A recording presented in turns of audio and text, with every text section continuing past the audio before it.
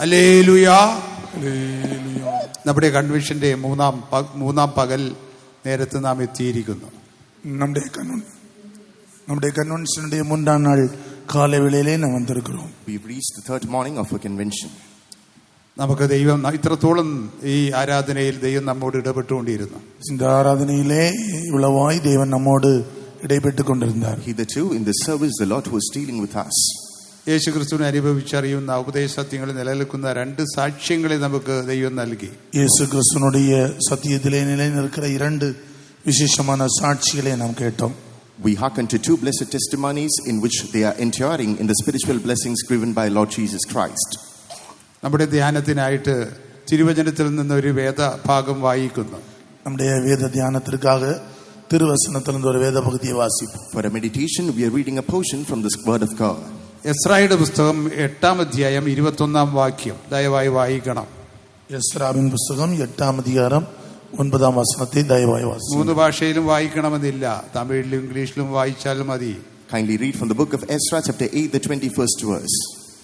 அப்பொழுது நாங்கள் எங்கள் தேவனுக்கு முன்பாக எங்களை தாழ்த்துகிறதற்கும் எங்களுக்காகவும் எங்கள் பிள்ளைகளுக்காகவும் எங்கள் சகல பொருட்களுக்காகவும் செவ்வியான வழியை தேடுகிறதற்கும் நான் அங்கே அந்த அகாவா நதி அண்டையிலே உபவாசத்தை கூறினேன். Then I proclaimed a fast there at the river of Ahava, that we might afflict ourselves before our God, to seek of Him a right way for us and for our little ones and for all our substance. ദൈവത്തിന് മഹത്വം ഉണ്ടാകട്ടെ. ദേവനുക്ക് മഹിമ ഉണ്ടാവதாக. Praise be to the Lord. ഈ വേദഭാഗം നമ്മുടെ ജീവിതത്തിൽ നാം ഇന്നലെ കേട്ടതുപോലെ പുതിയ യെരൂശലേമിലും സിയോണിലേക്കും യാത്ര ചെയ്യുന്ന സഞ്ചാരികളാണ് നാം. நம்முடைய ஜீவியத்திலே நேற்றைக்கு கேட்டது போல நாம் சியோனுக்கும் எருசலேமுக்கும் போகிற பிரயாண யாத்திரைகளாய் இருக்கிறோம். As we hearkened last night, we are travelers who are journeying to New Jerusalem and Zion. നാം തീർത്ഥാടകരാണ്, തീർത്ഥാടകർ. We are pilgrims. நாம் ஒரு பிரயாணிகள். അതാണ് നമ്മൾ ഇന്നലെ കേട്ടത്. அதுதான் நாம் கேட்டோம். That is what we hearkened yesterday. അതെ, ആ യെരൂശലേം എല്ലാ ഗോത്രങ്ങളിൽപ്പെട്ടവരൊക്കെ അതാ ഒരു തീർത്ഥാടകരായിട്ട് ആ പുതിയ യെരൂശലേമിലേക്കും സിയോണിലേക്കും സഞ്ചരിച്ചുകൊണ്ടിരിക്കുകയാണ്. ஒரு பரதேசிகளாக தன்னுடைய பிரயாணத்திலே போய் சியோனை எருசலேமையும் அவர்கள் அடைந்து கொண்டிருக்கிறார்கள். People of all tribe, they as pilgrims, they are marching unto Zion and New Jerusalem. ദൈവത്തിന്റെ പരമമായ ലക്ഷ്യം മാനവരാശിയെ കുറിച്ചുള്ളത്, மனிதனை குறித்து தேவனுடைய மனதில் இருக்கிற ஒரு திட்டமானது, the primary goal of God regarding mankind is മനുഷ്യനെ ദൈവത്തോടുകൂടെ അവിടുത്തെ സിംഹാസനത്തിൽ ഇരുത്തുക എന്നുള്ളതാണ്. മനുഷ്യനെ ദേവനോട് കൂടെ അവരുടെ സിംഹാസനത്തിൽ ഉட்கார வைப்பது. To make man sit along with God in his very own throne. നാം വെളിപ്പാട് പുസ്തകത്തിൽ വായിക്കുമ്പോൾ ജയിക്കുന്നവന് എന്നോടുകൂടെ എന്റെ സിംഹാസനത്തിൽ ഇരിക്കും, ഞാനും ജയിച്ച് എന്റെ പിതാവിനോടുകൂടെ അവന്റെ സിംഹാസനത്തിൽ ഇരുന്നത് പോലെ.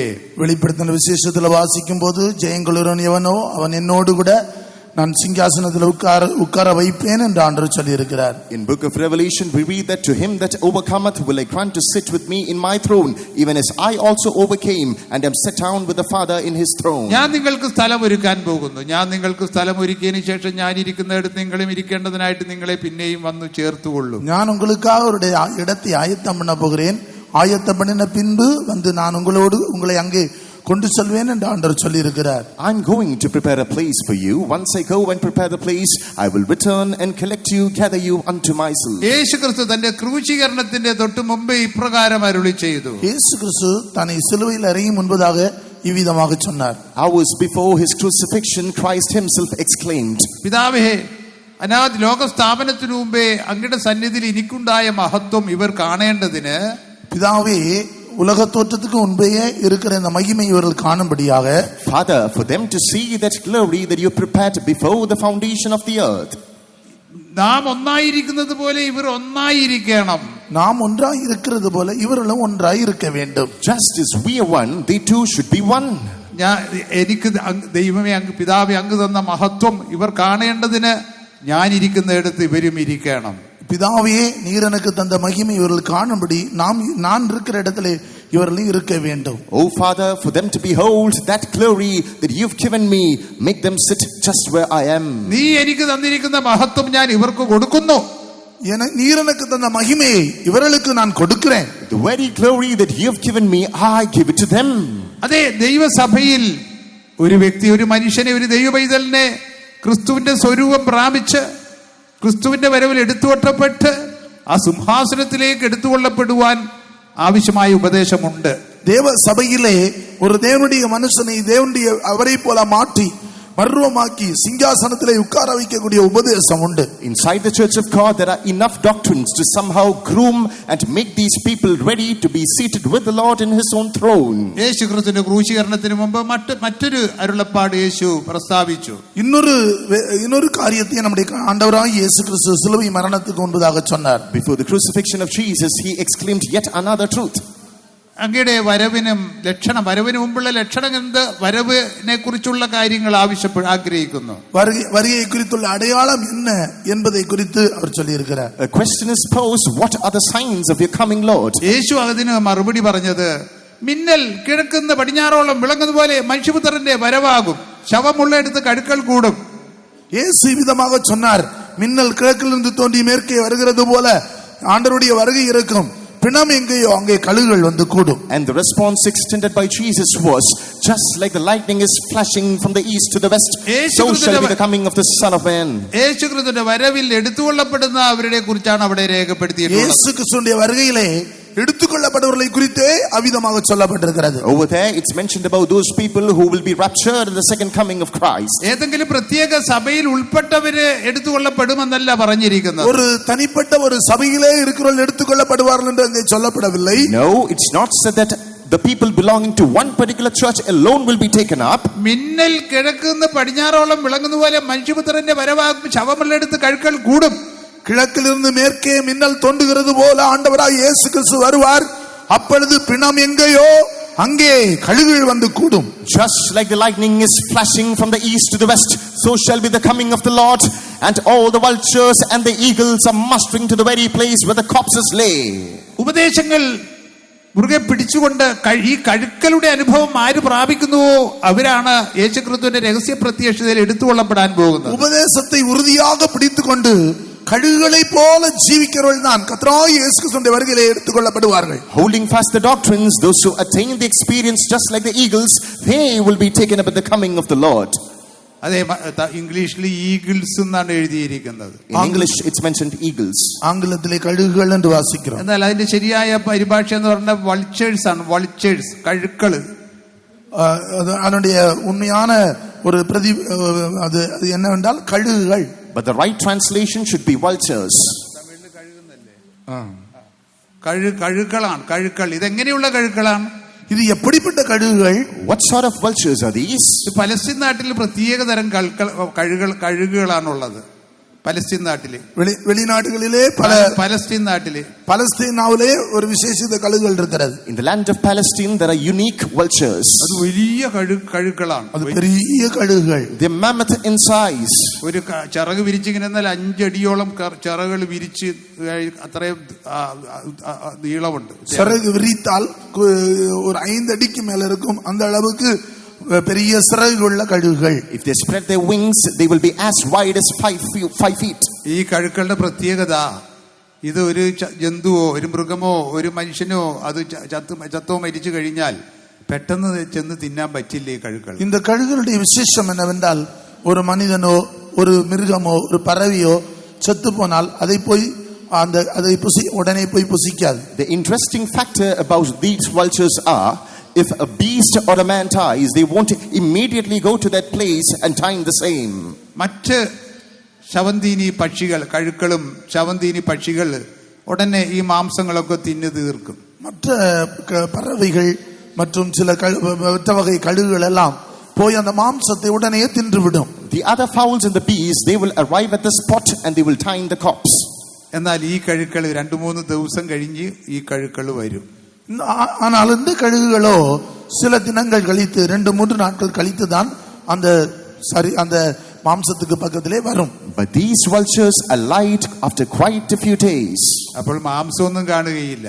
அப்பொழுது மாம்சம் இருக்காது. Then you can scarcely see any flesh there. ഈ കഴുക്കൾ എന്താണ് ചെയ്യുന്നത് അറിയാമോ? இந்த கழுக்கள் என்ன செய்யும் தெரியுமா? You know what these vultures do?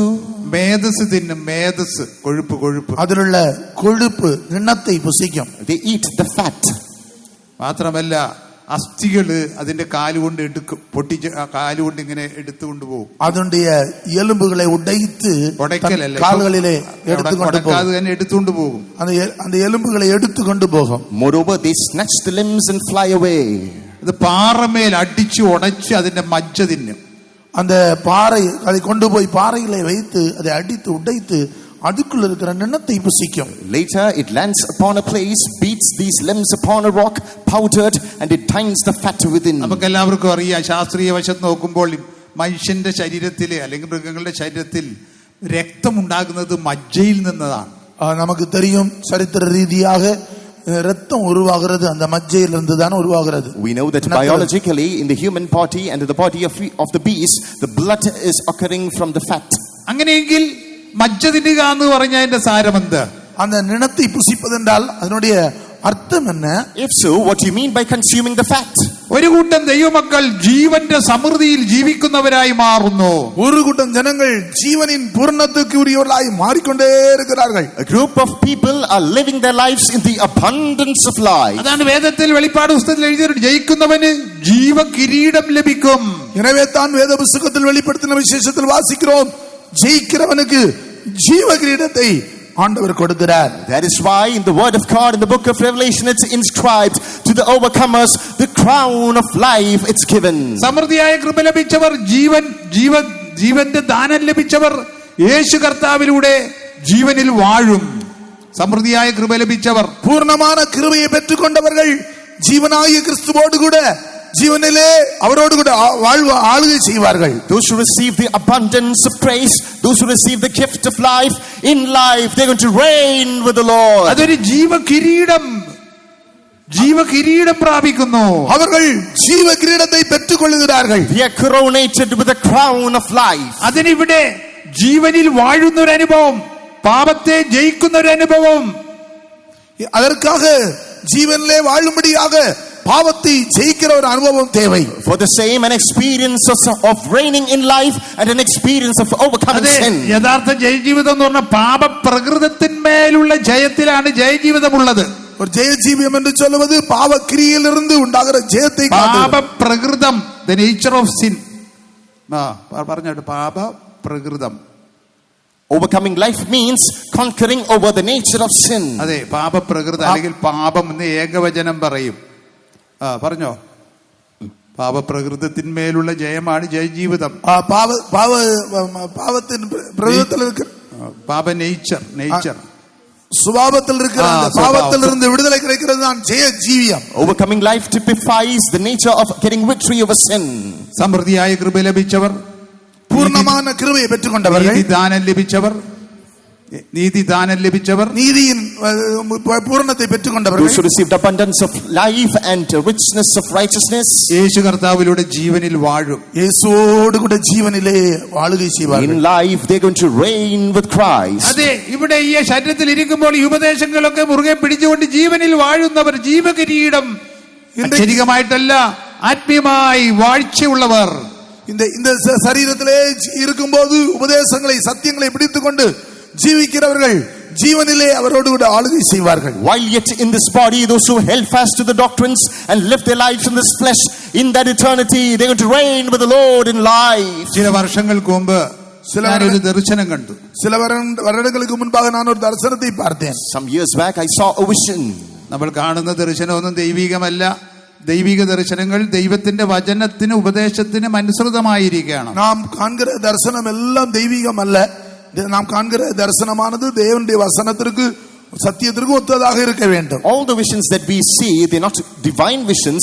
The visions that we see should be based on the word of God for us to term as the same. അതെ, ഞാനിങ്ങനെ കാണുന്ന ഒരു വലിയ പരീക്ഷയിലൂടെ കടന്നു പോകുന്ന സമയത്തായിരുന്നു. ഞാൻ ഒരു பெரிய சோதனை வழியாக கடந்து போகும்போது இவ்விதமாக பார்த்தேன். I was seeing this vision as I was going through a huge trial. ഞാനൊരു യാത്രയിലായിരിക്കുന്നു. ഞാൻ ഒരു പ്രയാണത്തിൽ ഇരിக்கிறேன். I was in the midst of a journey. ഒരു പാതയിലൂടെ യാത്ര ചെയ്തു പോകുന്നു. ഒരു പാതയിலே நான் தன்னுடைய பிரயாணத்தை தொடர்ந்து போகிறேன். I was traversing through a path. ഈ പാതയിൽ മാത്രം നല്ല വെളിച്ചമുണ്ട്. அந்த பாதையில் மாத்திரம் ஒரு நல்ல பிரகாசம் இருக்கிறது. Only in that path there is a huge light. ഇരുപുറവും ഇരുവശത്തും കട്ട പിടിച്ച ഇരുട്ടാണ്. இருபுறமும் பயங்கரமான காரிருள் பிடித்திருக்கிறது. And on either side of the way is gross darkness. എന്നാൽ ഈ വഴിയിൽ നല്ല പ്രകാശമാണ്. ஆனாலும் கூட இந்த வழியிலே ஒரு பெரிய பிரகாசம். But just on this way light shines with radiance. ഞാനിങ്ങനെ കാൽനടയായി വഴിയിലൂടെ സഞ്ചരിച്ചുകൊണ്ടിരിക്കുന്നു. நான் இப்படி கால்நடையாக என்னுடைய பிரயாணத்திலே தொடர்ந்து கொண்டிருக்கிறேன். By foot I was traversing on that path. ഉടനെ പിന്നെ കാണുന്നു ഒരു വശത്ത്, എന്റെ ഇടത് വശത്ത് കാണുകയാ മനോഹരമായൊരു പുതിയ സൗധം. സൗധം എന്ന് പറഞ്ഞ ബിൽഡിംഗ്, മനോഹരമായ ഒരു സൗധ, ഒരു ബിൽഡിംഗ് കാണുന്നു. And then on the left side I behold a gorgeous mansion. அழகான ஒரு கட்டடத்தை என்னுடைய இடது பக்கத்திலே அழகான ஒரு கட்டடத்தை பார்த்தேன். വെള്ള നിറത്തിലുള്ള പുതിയ തേജസ്സുള്ള ഒരു കെട്ടിടമാണ്. அது ஒரு வெள்ளை நிறத்திலே மிகுந்த அழகான ஒரு கட்டடமாக இருந்தது. A stunning mansion studded with white.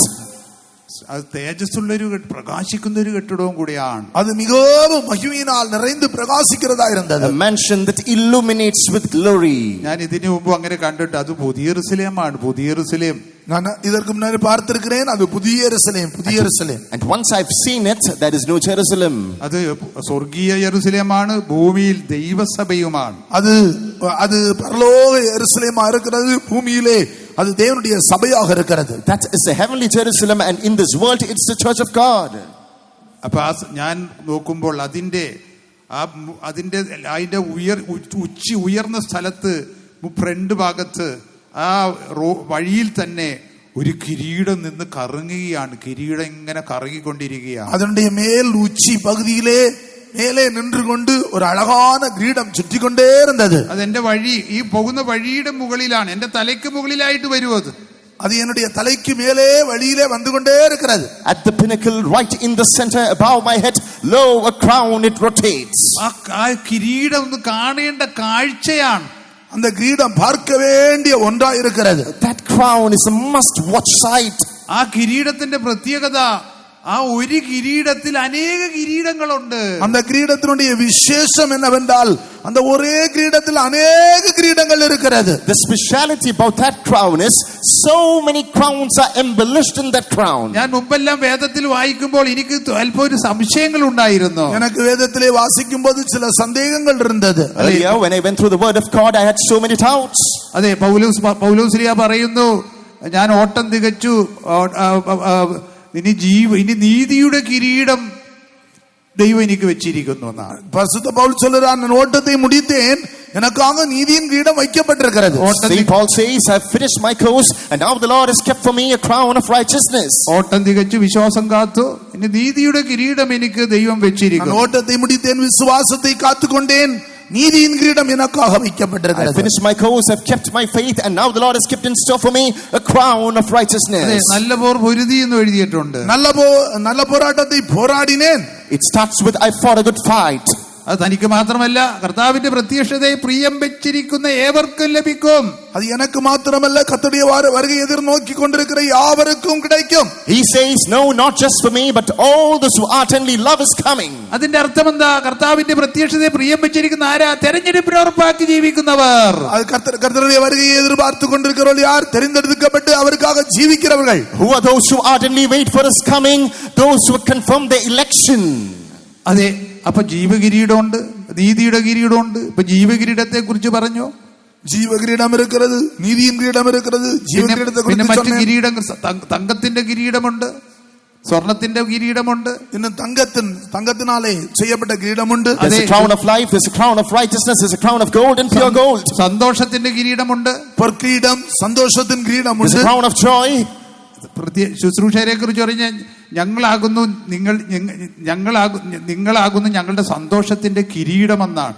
ஊழியக்காரர்களை பொறுத்தவரையிலே நீங்களே எங்களுடைய சந்தோஷத்தின் கிரீடங்களா இருக்கிறார்கள். About the ministers it said, you are a crown of joy. അങ്ങനെ പല കിരീടങ്ങൾ ഉണ്ടല്ലോ. அப்படி பல கிரீடங்கள் இருக்கிறது. ജയിക്കുന്നവന് പല കിരീടങ്ങളുണ്ട്. ജയമെടുக்கிறவர்களுக்கு अनेक கிரீடங்கள் இருக்கிறது. Thus to the overcomers there are lots of crowns. ഓരോ കിരീടം ഒന്നിനു മീതെ വെച്ച് കഴിഞ്ഞാൽ എന്തോ ഒരു അലങ്കോലമായിരിക്കും അത്. ஒரு கிரீடத்தின் மேல் ஒரு கிரீடம் வைத்தால் அது எப்படிப்பட்ட அலங்கோலமாக இருக்கும். Pile up one crown above the other, and what a disarray it will be. ഒരു തലയിൽ ഈ എല്ലാം കൂടി വെച്ച് കഴിഞ്ഞാൽ എങ്ങനെ ആള് അത് ചുമന്നുകൊണ്ട് നടക്കും? ஒரு தலையின் மேல் எல்லா கிரீடத்தையும் வைத்தால் அதை எப்படி சுமந்து கொண்டு போக முடியும்? If all these crowns are heaped upon a person's head, how can he carry the same? എന്നാൽ എല്ലാം ഒന്നിനു മീതെ വെച്ചിരുന്നാൽ കാണാനും അത്ര നല്ലതായിരിക്കുകയില്ല. ஒரு கிரீடத்தின் மேல் ஒரு கிரீடமாக வரிசையாக அடுக்கினால் பார்க்கவும் அது நன்றாக இருக்காது. Placing all these crowns one above the other, then it won't be a pleasant sight to behold. എന്റെ സംശയത്തിന് നിവാരണം ഉണ്ടായി. என்னுடைய சந்தேகத்திற்கு ஒரு முடிவுண்டாகிவிட்டது. ദൈവവചനപ്രകാരം തന്നെയാകുന്നു. தேவனுடைய வசனத்தின்படியே இருக்கிறது. Inference came to my doubt, and it was based on the word of God. ഒരു കിരീടത്തിൽ എല്ലാ കിരീടങ്ങളും ഉണ്ട്. ஒரே கிரீடத்தில் மற்ற எல்லா கிரீடங்களும் இருக்கிறது. In one crown are all the other crowns embedded. എത്ര മനോഹരം, எவ்வளவு அழகானது, എത്ര തേജസ്സുള്ളത്, எவ்வளவு மகிமை உள்ளது. Oh, how spectacular, oh, how glorious. അത് കറങ്ങിക്കൊണ്ട് നിൽക്കുകയാണ്. அது சுற்றிக்கொண்டே இருக்கிறது. It rotates and continues to rotate. എന്നാൽ ഞാൻ കുറെ മനപ്രയാസത്തിലൂടെ കടന്നു പോകുന്ന ഒരു കാലഘട്ടം. நான் ஒரு பயங்கரமான மன വ്യാകുലത്തോട് പോகிற நேரம். I was plodding by days of pregnancy. ഉപദേശങ്ങൾ അറിയാൻ അനുഭവങ്ങൾ ഉണ്ടെങ്കിലും പരീക്ഷയുടെ കാഠിന്യം നിമിത്തമായിട്ട് മനക്ലേശം. உபதேசங்கள் தெரிந்திருந்தாலும் சோதனையின் பாதையிலே இருக்கிற மன வியாகுலம். Though I was well aware of the doctrines, the sufferings that the trial brings, I was in despair owing to the same. അനേക അനുഭവങ്ങളുണ്ട്, വരവിന്റെ പ്രത്യാശയുണ്ട്, തെരഞ്ഞെടുപ്പിനെ കുറിച്ചുള്ള ഉറപ്പുമുണ്ട്. അനേക അനുഭവങ്ങൾ ഉണ്ട്, കർത്തരുடைய வருகையை குறித்த நம்பிக்கை உண்டு, உபதேசத்தை குறித்துள்ள அறிவுண்டு. There are a lot of experiences, hope regarding the coming of the Lord, and confirmation regarding the election. പരീക്ഷ, കഠിനമായ പരീക്ഷ. ஆனால் கடினமான ஒரு சோதனை. Now a trial, a fierce പരീക്ഷ trial. സഹിക്കുന്നവർ ഭാഗ്യവാന്മാർ. சோதனையை சகிக்கிறவர்கள் பாக்கியவான்கள். Blessed is the man who endures the trial. അവർക്ക് ജീവകിരീടം കിട്ടും എന്ന് എഴുതിയിട്ടുണ്ടല്ലോ, അവിടെ നിന്ന് വായിച്ചാട്ടെ. அவர்களுக்கு ஜீவகிரீடம் கிடைக்கும் என்பதை வாசியுங்கள். പരീക്ഷ സഹിക്കുന്നവർ ഭാഗ്യവാന്മാർ. சோதனையை சகிக்கிறவர்கள் பாக்கியவான்கள். യാക്കോബിന്റെ ലേഖനത്തിൽ 1-ാം അധ്യായത്തിലാണോ? யாக்கோபு 1-ாம் அதிகாரம். അത് ദയവായി വായിച്ചാട്ടെ. Let's go through that verse in the book of James. 12ാം വചനം. 12ാം சோதனை சகிக்கிற மனுஷன் பாக்கியவான், அவன் உத்தமன் என்று விளங்கின பின்பு கர்த்தர் தம்மிடத்தில் அன்பு கூறுகிறவர்களுக்கு வாக்குத்தத்தம் பண்ணின ஜீவ கிரீடத்தை பெறுவான். Blessed is the man that endureth temptation, for when he is tried, he shall receive the crown of life which the Lord hath promised to them that love him. ദൈവത്തിന് മഹത്വം ഉണ്ടാകട്ടെ. தேவனுக்கு மகிமை Praise உண்டாவதாக. be to the Lord. പരീക്ഷ സഹിക്കുന്ന മനുഷ്യൻ ഭാഗ്യശാലികളാണ്. சோதனையை சகிக்கிற மனுஷன் பாக்கியவான். Blessed are those who endure temptation. അതെ, 20 കോടി ലോട്ടറി അടിക്കുന്ന ആളല്ല ഭാഗ്യവാൻ. 20 கோடி லாட்டரி அடிக்கிற மனுஷன் பாக்கியவான் என்று எழுதவில்லை. He that wins a 20 crore lottery, he is not considered as a lucky one. പരീക്ഷ സഹിക്കുന്ന മനുഷ്യൻ ഭാഗ്യവാൻ. சோதனையை சகிக்கிற மனிதன் பாக்கியவான். Blessed is the man who endures the temptation. പത്രോസിന്റെ ലേഖനത്തിൽ വായിക്കുമ്പോൾ നിങ്ങളുടെ വിശ്വാസത്തിന്റെ പരിശോധന, பரிசுத்த பவுல் பேதுரு சொல்லும்போது விசுவாசத்தின் சோதனை, In the epistle of Saint Peter, the trial of your faith. അതെ, അത് പൊന്ന് ശോധനയുന്ന പോലെയാന്ന് എഴുതിയിരിക്കുന്നത്. அது பொன்னை அக்கினியினால் புடமிடுவது போல என்று வாசிக்கிறோம். That's just like trying the gold with fire. അഗ്നിചോദനയെങ്കിൽ ഒരു അപൂർവ കാര്യം സംഭവിച്ചു എന്ന് ഓർത്ത് ശങ്കിക്കേണ്ടതില്ല. அக்னி சோதனையிலே அந்த பொன்னு அழிந்து போகும் என்று பயப்பட வேண்டிய அவசியம் இல்லை. In the midst of the fiery trial, don't be confounded that something extraordinary happened. എന്നെ ചോദന ചെയ്താൽ ഞാൻ പൊന്നുപോലെ വെളിയിൽ വരുമെന്ന് യോബ് പറയുന്നു. யோபு விதமாக சொல்கிறார், என்னை சோதித்து பார், பொன்னை போல வெளியே வருவேன் என்று சொல்கிறார். Job says, when he tries me, I shall come forth as gold. വേദപുസ്തകത്തിൽ ഇന്ന് ഈ കാലങ്ങളിലൊക്കെ വ്യക്തമായിട്ടുള്ള അറിവ് ലഭിച്ച യോബിന്റെ പുസ്തകമാണ് ഒന്നാമത്തെ പുസ്തകം. யோபின் புஸ்தகம் தான் முதலாவது புஸ்தகம். Book of Job is the first book that embodies these experiences. യോബ് അബ്രാമിന് സമകാലികൻ എന്ന് പറഞ്ഞാലും അബ്രാമിന്റെ ഒരു തലമുറ മുമ്പെങ്കിലും ജീവിച്ചിരുന്ന ആളാണ്. யோபுடைய ஆபிரகாமுடைய ஒரு தலைமுறைக்கு முன்பாக ஜீவித்தவர். Even though Job is according to the genealogy of Abraham, he lived at least 1 century before Abraham. അബ്രാമിനെ യോബിനെ ദൈവത്തിന്റെ അരുളപ്പാടുള്ളപ്പോൾ അബ്രാമിന് അരുളപ്പാട് ലഭിച്ചിട്ടില്ല. யோபுக்கு வெளிப்படுத்தல் கிடைத்த போது ஆபிரகாமுக்கு வெளிப்படுத்தல் கிடைக்கவில்லை. When Job got the counsel of God, Abraham didn't receive it yet. യോബ് പറയുന്നു, എന്നെ ശോധന ചെയ്താൽ ഞാൻ പൊന്നുപോലെ വെളിയിൽ വരും. யோபு சொல்கிறார், சோதித்த பின் சுத்த பொன்னாக விளங்குவேன். And that same Job says, when he tries me, I will come forth as gold. അതാണ് പത്രോസിലിയ പറയുന്നത്, ഞാൻ എന്നെ നിങ്ങളുടെ വിശ്വാസത്തിന്റെ പരിശോധന അഴിഞ്ഞു പോകുന്ന പൊന്നിനേക്കാൾ വിലയേറിയതാണ്. எனவே தான் பரிசுத்த பவுல் தன்னுடைய முதலாம் நிருபத்தில் சொல்லும்போது, அழிந்து போகிற பொன் அக்கினியினாலே சோதிக்கப்படும், அதை பார்க்கலாம் அதிக விலையில பெற்றதான உங்கள் விசுவாசம் சோதிக்கப்பட்டு. That is why Apostle Peter says the trial of your faith is much more precious than the gold that perisheth. അങ്ങനെ ശോധന ചെയ്യുമ്പോൾ അത് മാനത്തിനും, അത് വാക്യം വായിച്ചാട്ടെ, അഴിഞ്ഞു പോകുന്നതും തീയിൽ ശോധന കഴിക്കുന്നതുമായ പൊന്നിനേക്കാൾ നിങ്ങളുടെ വിശ്വാസത്തിന്റെ പരിശോധന വിലയേറിയതെന്ന് യേശുക്രിസ്തുവിന്റെ പ്രത്യക്ഷതയിൽ പുകഴ്ചയ്ക്കും തേജസ്സിനും മാനത്തിനുമായി കാണുവാൻ അങ്ങനെ ഇടവരും. 1 பேதுரு 1:7. அழிந்து போகிற பொன் அக்கினியினாலே சோதிக்கப்படும், அதை பார்க்கிலும் அதிக விலையேற பெற்றதாக இருக்கிற உங்கள் விசுவாசம் சோதிக்கப்பட்டு இயேசு கிறிஸ்து வெளிப்படும் போது உங்களுக்கு புகழ்ச்சியும் கனமும் மகிமையும் உண்டாக காணப்படும். ദൈവത്തിന് മഹത്വം ഉണ്ടാകട്ടെ. தேவனுக்கு மகிமை உண்டாவதாக. Glory be to God. യേശു ക്രിസ്തുവിന്റെ പ്രത്യക്ഷതയിൽ എടുത്തുകൊള്ളപ്പെടാന്ന് പറയുന്ന ഒരു സാധാരണ കാര്യമാണോ? இயேசு கிறிஸ்துவினுடைய மகிமையிலே வெளிப்படும் போது எடுத்துக்கொள்ளப்படுவது என்று சாதாரண விஷயமாக இருக்கும். Being taken up at the manifestation of Christ, is that an ordinary thing? കഠിനമായ പരിശോധനയിലൂടെ എല്ലാം പോകേണ്ടതായിട്ടുണ്ട്. கடினமான சோதனை வழியாக கடந்து போக வேண்டியதா இருக்கும். You have to struggle through trivial to severe trials. എന്റെ ശുശ്രൂഷയുടെ ആരംഭത്തിൽ അല്ലെ അഭിഷേകം പ്രാപിച്ച കാലഘട്ടത്തിൽ ഒരു ദൈവശബ്ദം കേട്ടു. என்னுடைய ஊழியத்தின் ஆரம்பத்தில் அபிஷேகம் பெற்ற நாட்களிலே ஒரு தேவனுடைய சத்தத்தை நான் கேட்டேன். At the beginning phase of our ministry, when I was anointed, I heard a voice of God. വീട് പണിയുന്നവർ തള്ളിക്കളഞ്ഞ കല്ല് മൂലക്കല്ലായി തീർന്നു. வீடு கட்டுகிறவர்கள் ஆகாதென்று தள்ளப்பட்ட கல்லே தலைக்கு மூலைக்கல்லாயிற்று. The very stone cast away by the builders of the house, later it turned to be the chief cornerstone. ഇത് ആശ്ചര്യമായിരിക്കുന്നു എന്നാണ് എഴുതിയിരിക്കുന്നത്. ഇത് ആശ്ചര്യമായിരിക്കുന്നത്. This is marveling. ദാവീദ് രാജാവ് സിയോൺ കോട്ട പിടിച്ചു. സിയോണിനെ കുറിച്ചുള്ള ഒരു ദർശനം, കാഴ്ചപ്പാട് പഴയ നിയമത്തിൽ ദാവീദ് രാജാവിനാ ഉണ്ടായിരുന്നു. പഴയ ഏർപ്പാട്ട് കാലത്തിലെ സിയോനെ കുറിച്ചുള്ള ഒരു വെളിപ്പെടുത്തൽ ദാവീദുக்கு இருந்தது. தாவீது சியோன் கோட்டையை பிடித்தான். King David captured the fort of Zion. He had a revelation regarding Zion in the Old Testament. സിയോണിന്റെ നിഴലായ പല അനുഭവങ്ങളും ദാവീദിനുണ്ടായിരുന്നു. தாவீதுடைய வாழ்க்கையிலே சியோனின் நிழலாட்டமான சில காரியங்கள் காணப்பட்டது. Experiences of the shadow of Zion was found in the lives of David. അതെ, ശൗൽ തന്നെ കൊല്ലാൻ നടക്കുന്നു, തന്നെ തള്ളിക്കളഞ്ഞു. சவுல் தன்னை அழிக்கும்படியாக பிரயாசப்பட்டவனை தள்ளிவிட்டான். Saul was chasing to kill David. 600 പേരോടുകൂടെ സിക്ലാഗിൽ ഫിലിസ്തീയരുടെ പക്കൽ അഭയം പ്രാപിച്ചു. 600 പേരോട് സിക്ലാഗിലെ ഫിലിസ്തീയർ പക്കത്തിലെ தன்னை பாதுகாத்துக் கொள்ளும்படி அடைக்கலம் புகுந்தான். In Ziklag with the Philistines, he sought refuge over there. എന്നാൽ അമാലേക്കർ വന്ന് തന്റെ എല്ലാം തന്റെ കൂടെയുള്ളവരുടെ വസ്തുവകളും ഭാര്യമാരെല്ലാം പിടിച്ചുകൊണ്ടുപോയി. ஆனால் அமலேக்கியர் வந்து அவனுக்கு உண்டான மனைவி, பிள்ளைகள் மற்றும் எல்லாவற்றையும் எடுத்துக்கொண்டார்கள். But the Amalekites came and all the possession, the wives, the children, everything were taken away. ചുറ്റുപാടുള്ളവര് ദാവീദ് നിമിത്തമായിട്ടാണ് അവർക്ക് നന്മകൾ ഉണ്ടായിരുന്നത്. கூட இருந்த எல்லாருக்கும் தாவீது நிமித்தமாதான் அதுவரைக்கும் நன்மைகளை அனுபவித்தார்கள். All the people who were with David reaped all the blessings only through David. എന്നാൽ ഇപ്പോൾ അവരുടെ ഭാര്യമാര്, അവരുടെ കുട്ടികൾ, അവരുടെ വസ്തുക്കൾ നഷ്ടപ്പെട്ടപ്പോൾ അവര് ദാവീദിനെ കല്ലെടുത്ത് എറിയാനായിട്ട്, இப்பொழுது தன்னுடைய மனைவி, தன்னுடைய பிள்ளைகள், தனக்குண்டான எல்லாவற்றையும் இழந்த உடனே தாவீதை கல்லெடுத்து எரியும்படியாக ஆரம்பித்தார்கள். But now when the wives, when the children, all the possession of David is lost, and now they are taking the stones to pelt at him. അപ്പോഴാണ് ദാവീദിനെ കുറിച്ച് എഴുതിയത്, ദാവീദ് ഒരു മഹാകഷ്ടത്തിലായി. தாவீது மிகவும் இடுக்கணிலே கஷ்டப்பட்டான். Then it's mentioned about David. David was in great distress. അതെ, വലിയ കഷ്ടത്തിലായി. അത് എവിടെ എഴുതിയിരിക്കുന്നത്? വലിയ കഷ്ടത്തിലായി. കാരണം എല്ലാവരും തനിക്കെതിരായി. மிகவும் நெருக்கப்பட்டான்.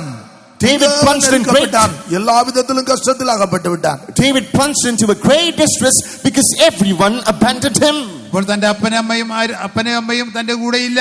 இப்பொழுது தாய் தகப்பன் கூட இல்லை. No longer is his father and mother with him. സഹോദരവർഗ്ഗങ്ങൾ കൂടെ ഇല്ല. സഹോദരர்கள் கூட இல்லை. Kith and kin nowhere near him. തന്റെ രാജ്യത്തിൽ തന്നെ ഓടിച്ചു കളഞ്ഞു.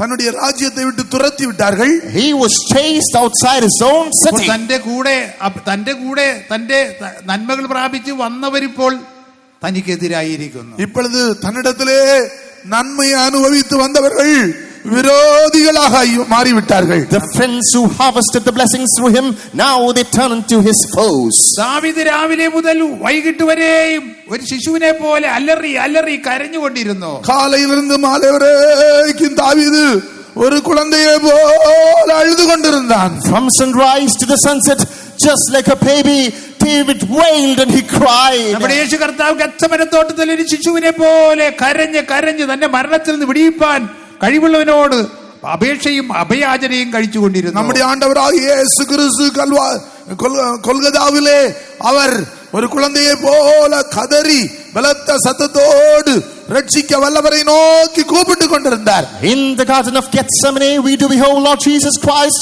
who cried with strong tears, with supplication and with prayers unto him who is able to deliver him. ഭയഭക്തി നിമിത്തം ഉത്തരം ലഭിച്ചു, മരണത്തിൽ നിന്ന് വിടിവിച്ചു, ദൈവീഷ്ടം പൂർണ്ണമായി ചെയ്യുവാൻ കൃപ ലഭിച്ചു. അവർ തന്റെ ഭയഭക്തി നിമിത്തം അവരുടെ ജപം കേൾക്കപ്പെട്ടത്, ദേവസ്വം ചെയ്യുമ്പടിயான വഴി திறக்கப்பட்டது. Owing to his godliness he was delivered and he received the power of God to do the will of God. ദാവീദും യേശുക്രിസ്തുവിന്റെ നിഴലായി പറയപ്പെട്ടിരിക്കുന്നു. தாவீதும் கர்த்தராகிய இயேசு கிறிஸ்துவின் நிழலாட்டமாக இருக்கிறார். David is mentioned as a shadow to Lord Jesus Christ. 800 പ്രാവശ്യം പഴയ നിയമത്തിൽ ദാവീദ് ദാവീദ് ദാവീദ് എന്ന് എഴുതിയിട്ടുണ്ട്. 800 മുறை தாவீது குறித்து தாவீது என்று எழுதப்பட்டிருக்கிறது. 800 times the Old Testament we come across a name called David. 56 പ്രാവശ്യം പുതിയ നിയമത്തിലും ദാവീദ് ദാവീദ് എന്ന് എഴുതിയിട്ടുണ്ട്. 56 മുறை പുതിയ ഏർപ്പാട്ടിലും കൂടെ ദാവീദ് എന്ന് എഴുതപ്പെട്ടിരിക്കുന്നത്. 56 times in the New Testament we come across the name David. താൻ എല്ലാവരാലും ഉപേക്ഷിക്കപ്പെട്ടു, താൻ എല്ലാരാലും കൈവിടപ്പെട്ടാർ. Alas, being forsaken by all. രാവിലെ മുതൽ വൈകിട്ട് വരെ അലറി അലറി നിലവിളിച്ചുകൊണ്ടിരുന്നു. കാലയിൽ നിന്ന് സായങ്കാലം വരേക്കും അവർ അലറി സത്തമിട്ട് അഴുതുകൊണ്ടിരുന്നാർ. From dawn to dusk his cry galore. താൻ അതിനുശേഷം തന്റെ ദൈവമായ യഹോവയിൽ ധൈര്യപ്പെട്ടു. ആനാലും തൻ ദേവനായ കർത്തരുക്കുൾ തന്നെ ദൃഢപ്പെടുത്തിക്കൊണ്ടാൻ. And then he got strengthened in his Lord his God. ദൈവത്തിൽ ധൈര്യപ്പെടുക എന്ന് പറഞ്ഞാൽ തെരഞ്ഞെടുപ്പിനെ ഉറപ്പാക്കി. ദേവനിൽ ബലപ്പെടുவது என்று சொல்வது தெரிந்து கொள்ளுதலை உறுதிப்படுத்திക്കൊண்டாൻ. Strengthen in God typifies confirming the election. അതെ, ഗോലിയാത്തിനെതിരായിട്ട് പുറപ്പെട്ടപ്പോൾ എടുത്ത വടി, ആ വടി വീണ്ടും എടുത്തു കാണും. கோலியாத்துக்கு விரோதமாக எடுத்த அந்த வடி கோலை திரும்ப அவன் எடுத்துக்கொண்டார். The very rod that he once took to attack Goliath, he must have taken it yet again. അതെ, വടി എന്ന് പറഞ്ഞാൽ തന്റെ അധികാരം, തന്റെ തെരഞ്ഞെടുപ്പ്, തന്റെ അഭിഷേകം. அந்த அதிகாரம், அந்த வல்லமை, அந்த அபிஷேகத்தை rod typifies his authority, his power, his anointing. അതെ, തന്റെ ദൈവമായ യഹോവയിൽ ധൈര്യപ്പെട്ടു. തൻ ദേവനായ കർത്തരുക്കുൾ തന്നെ ദൃഢപ്പെടുത്തിക്കൊണ്ടാർ. Yes, he was strengthened in the Lord his God. പുരോഹിതന്മാരെ വിളിച്ചു, പുരോഹിതനെ വിളിച്ചു, ആസാര്യരെ കൂപ്പിട്ടാൻ. The priest was summoned. ദൈവത്തിന്റെ അരുളപ്പാട് ചോദിച്ചു. ദേവനുடைய നടത്തിപ്പை കേട്ടാർ. ദൈവത്തിന്റെ അരുളപ്പാടുകൾ പ്രകാരം യുദ്ധത്തിന് പുറപ്പെട്ടു ജയാളിയായി മാർ. അന്നു മുതൽ മേൽക്കുമേൽ പ്രബലനായി എബ്രോണിൽ രാജാവായി. அன்றைக்கு தேவனுடைய வார்த்தையை கேட்டுக்கொண்டு யுத்தத்துக்கு புறப்பட்டு போய் ஜெயத்தின் மேல் ஜெயம் எடுத்து பிரபலமானவனாய் மாறி எபிரோனிலே ராஜாவாக அபிஷேகம் பண்ணப்பட்டான். He asked the oracle of God, he received the oracle of God, and from there onwards he got strengthened and finally he became king over Hebron. ഒടുവിലിതാ യെരുശലേമിൽ രാജാവായി. கடைசியாக எருசலேமில் ராஜாவாய் அபிஷேகம் பண்ணப்பட்டான். Ultimately David is crowned as the king of the whole of Jerusalem. പ്രിയ ദൈവജനമേ, നമ്മൾ മനുഷ്യരാൽ തള്ളപ്പെടുന്ന ഒരു അനുഭവം ഉണ്ട്. பிரியமான தேவனுடைய பிள்ளைகளே, நாம் மனுஷரால் தள்ளப்படுகிற வேளை உண்டு. Yes, dear people of God, there are instances when we'll be cast aside by your fellow beings. ആ സമയത്ത് നമ്മൾ ഇടറി പോകുമോ? அந்த நேரத்தில் நாம் இடறி போவோமோ? Will we be grieved and will we stagger in the midst of those situations? നമ്മുടെ ദൈവമായ യഹോവയിൽ നമുക്ക് ധൈര്യപ്പെടാൻ കഴിയുമോ? ദേവനായ കർത്തരുക്കുൾ നമ്മെ ദൃഢപ്പെടുത്തിக் കൊള്ള முடியுமா? Or will we be able to be strengthened in our Lord? അതെ, ദാവീദ് യുദ്ധത്തിന് പോയിട്ട് അതേ തന്നെ കല്ലെടുത്ത മനുഷ്യരെ കൊണ്ടാണ് യുദ്ധത്തിന് പോയത്. ദാവീദ് തന്നെ കല്ലെടുത്ത മനുഷ്യരെ കൊണ്ടാണ് യുദ്ധത്തിന് പോകാൻ. David mustered the very men who took the stones to pelt at him and he went for war. അതോ ദൈവസ്നേഹത്തിന്റെ പൂർണ്ണതയൊന്നും ദാവീദിനില്ല.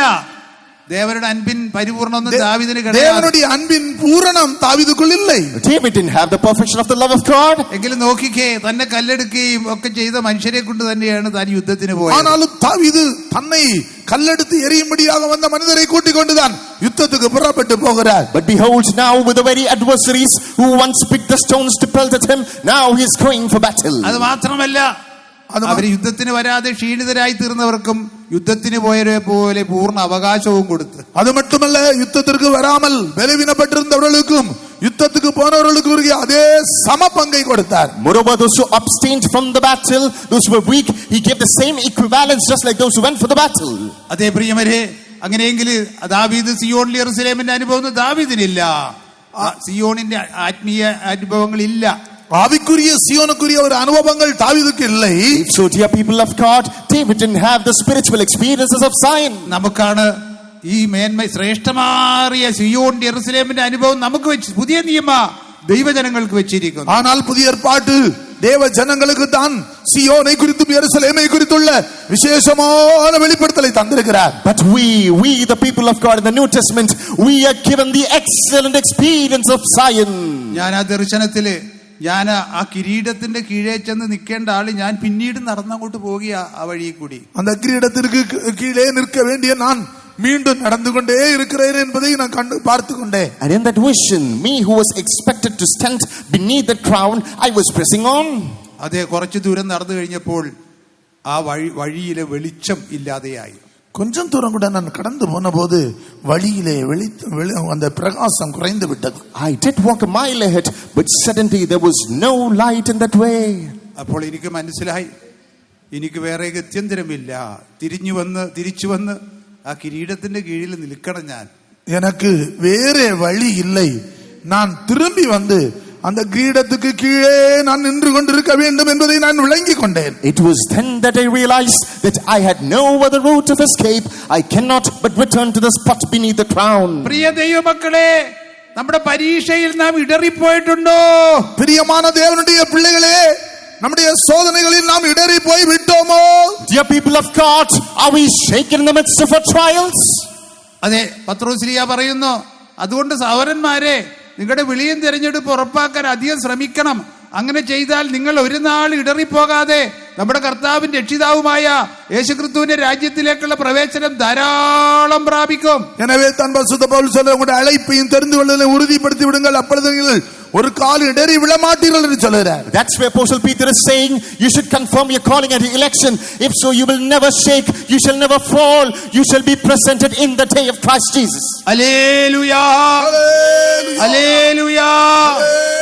അതെ, നമുക്ക് നേരിടുന്ന പരീക്ഷകളൊക്കെ നമ്മളെ പരീക്ഷകൾ നേരത്തെ പറഞ്ഞാൽ സഹിക്കുന്ന ഭാഗ്യശാലികളാ, ജീവകിരീടം പ്രാപിക്കും എന്നാണ് എഴുതിയിരിക്കുന്നത്. ஏற்கனவே கேட்டது போல நமக்கு வருகிற சோதனைகளிலே சகிக்கிற நாம் பாக்கியவான்களாய் நம்மை மாற்றுகிறது. Indeed, as we heard earlier, all the trials that we face, we are becoming fortunate through all these things. Why? Because we are going to be crowned with the crown of life. നമ്മുടെ കുറിവാക്യത്തിൽ നാം വായിച്ചല്ലോ, അവിടെ എസ്ര ഇപ്പോൾ എസ്രയുടെ കൂടെ 10,000 പേരോളം ഇപ്പോൾ യെരുശലേമിലേക്ക് പോവുകയാണ്.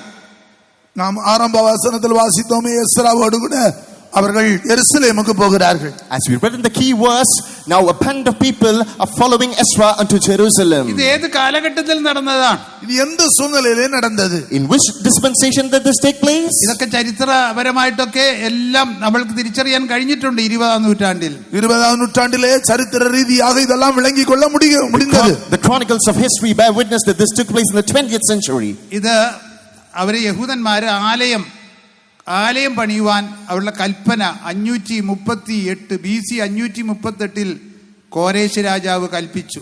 538 BC 538 அருமையானவர்களே, அந்த கோரேஸ் ராஜா தேவாலயத்தை கட்டும்படி கட்டளை கொடுத்தார். In BC 538, King Koresh passed the decree for the people of God to build the temple. അവര് അതിനുശേഷം പിന്നെ എല്ലാം പറയാൻ സമയമൊന്നുമില്ല. അതിനുശേഷം BC 515 അവർ ആലയം പണി പൂർത്തീകരിച്ചു. BC 515 அதன் பிறகு அவர்கள் ஆலயத்தை கட்டி முடித்தார்கள். Thereafter in BC 515 they completed the construction of the temple. പ്രവാസത്തിൽ നിന്ന് മടങ്ങി വന്ന ദൈവജനം യെരുശലേമിൽ വന്ന് ആലയം പണിതു. പ്രവാസത്തിൽ നിന്ന് captivity சிறைச்சாலையிலிருந்து புறப்பட்டு வந்த ஜனங்கள் வந்து ஆலயத்தை கட்ட ஆரம்பித்தார்கள். The people of God who returned from captivity, they came to Jerusalem and they started to build the temple. അതിന് 4 വർഷത്തോളം അഗ്ഗായിയും സക്കറിയയും പ്രവചിച്ചു. அதற்காக ஆகாயும் சகரியாவும் 4 வருடங்கள் தீர்க்கதரிசனம் சொன்னார்கள். Prophets Haggai and Zechariah prophesied for 400 years. 4 വർഷക്കാലം, for 4 years. അപ്പോൾ അവര് ആ പ്രവചനം അവരെ ധൈര്യപ്പെടുത്തി. அந்த தீர்க்கதரிசனங்கள் அவர்களை தைரியப்படுத்தினது. That prophecy emboldened them. പ്രവാസത്തിൽ നിന്ന് മടങ്ങി വന്ന ദൈവജനങ്ങൾ ഏകദേശം 50,000 പേരാണ് അന്ന് സെരുബാബേലിന്റെ കൂടെ എല്ലാം വന്നത്. അവര് ആലയം പണിതു. சிறையில் இருந்து புறப்பட்டு வந்த 50,000 பேர் அவர்கள் வந்து ஆலயத்தை கட்டினார்கள். The people who returned from captivity under the leadership of Zerubbabel, almost 50 of them, they came and built the temple. എന്നാൽ അവർക്ക് മതിൽ പണിയാൻ, യെരുശലേമിന്റെ മതിൽ പണിയാൻ കഴിഞ്ഞില്ല. ஆனால் எருசலேமின் மதிலை அவர்களால் கட்ட முடியவில்லை. However, they failed to build the walls of Jerusalem. ആകയാൽ യെരുശലേമിന്റെ ആലയം പണിതിന് ശേഷം 70 വർഷം കഴിഞ്ഞപ്പോഴാണ് മതിൽ പണിതത്. எருசலேமின் ஆலயம் கட்டி முடிந்து 70 வருடங்கள் தாண்டிதான் மதில் கட்டப்பட்டது. Therefore 70 years after the construction of the temple in Jerusalem were the walls built. അത് നെഹമ്യാവിന്റെ കാലത്ത് BC 444 ആണ്ടിൽ അർത്തശഷ്ടാ രാജാവ് അനുവാദം കൊടുത്തതുകൊണ്ട് അവിടെ പോയി നെഹമ്യാവ് ആലയം മതിൽ പണിതു, യെരുശലേമിന്റെ മതിൽ പണിതു. ഇത് BC 444 അർത്തശാസ്ത്ര രാജാവിന്റെ കാലത്തിലെ கிடைத்த கட்டளையின்படிதான் நெகேமியா அதை கட்ட ஆரம்பிக்கிறார். In BC 444, according to the decree that he received from the then king, he built the walls. അതിന് തൊട്ട് മുമ്പ് 456 എസ്ര 10,000 പേരുമായി യെരുശലേമിലേക്ക് പോകുന്നത്. യെരുശലേമുക്ക് 10,000 പേരോട് 456 வருஷத்தில் எருசலேமுக்கு போகிறார். Before which in BC 456 with 16,000 people, Ezra is going to Jerusalem. അത് നെഹമ്യാ പോകുന്നതിന് 14 വർഷം മുമ്പ്. அது நெகேமியா போகிறதுக்கு 14 ஆண்டுகளுக்கு முன்பதாக. 14 ആണ്ടുകൾക്ക് മുമ്പ്. 14 ஆண்டுகளுக்கு முன்பதாக. That was 14 years before Nehemiah went there. അതെ. അപ്പോൾ ആ യാത്രയെ വിവരണമാണ് നമ്മൾ കുറിവാക്യത്തിൽ വായിച്ചത്. அந்த பிரயாணத்தில் நடந்த சம்பவத்தை தான் நாம் ஆரம்ப வசனத்திலே வாசித்தோம். അതെ, BC 458 BC 458 வருடம். In BC 458, the story of the journey, we read at the key verse. ആ വാക്യം തുടർന്ന് വായിച്ചാട്ടെ. അനന്തരം ഞങ്ങൾ ഞങ്ങളുടെ ദൈവത്തിന്റെ സന്നിധിയിൽ ഞങ്ങളെ തന്നെ താഴ്ത്തി. അതെ, ഞങ്ങൾ ദൈവത്തിന്റെ സന്നിധിയിൽ തങ്ങളെ തന്നെ താഴ്ത്തി.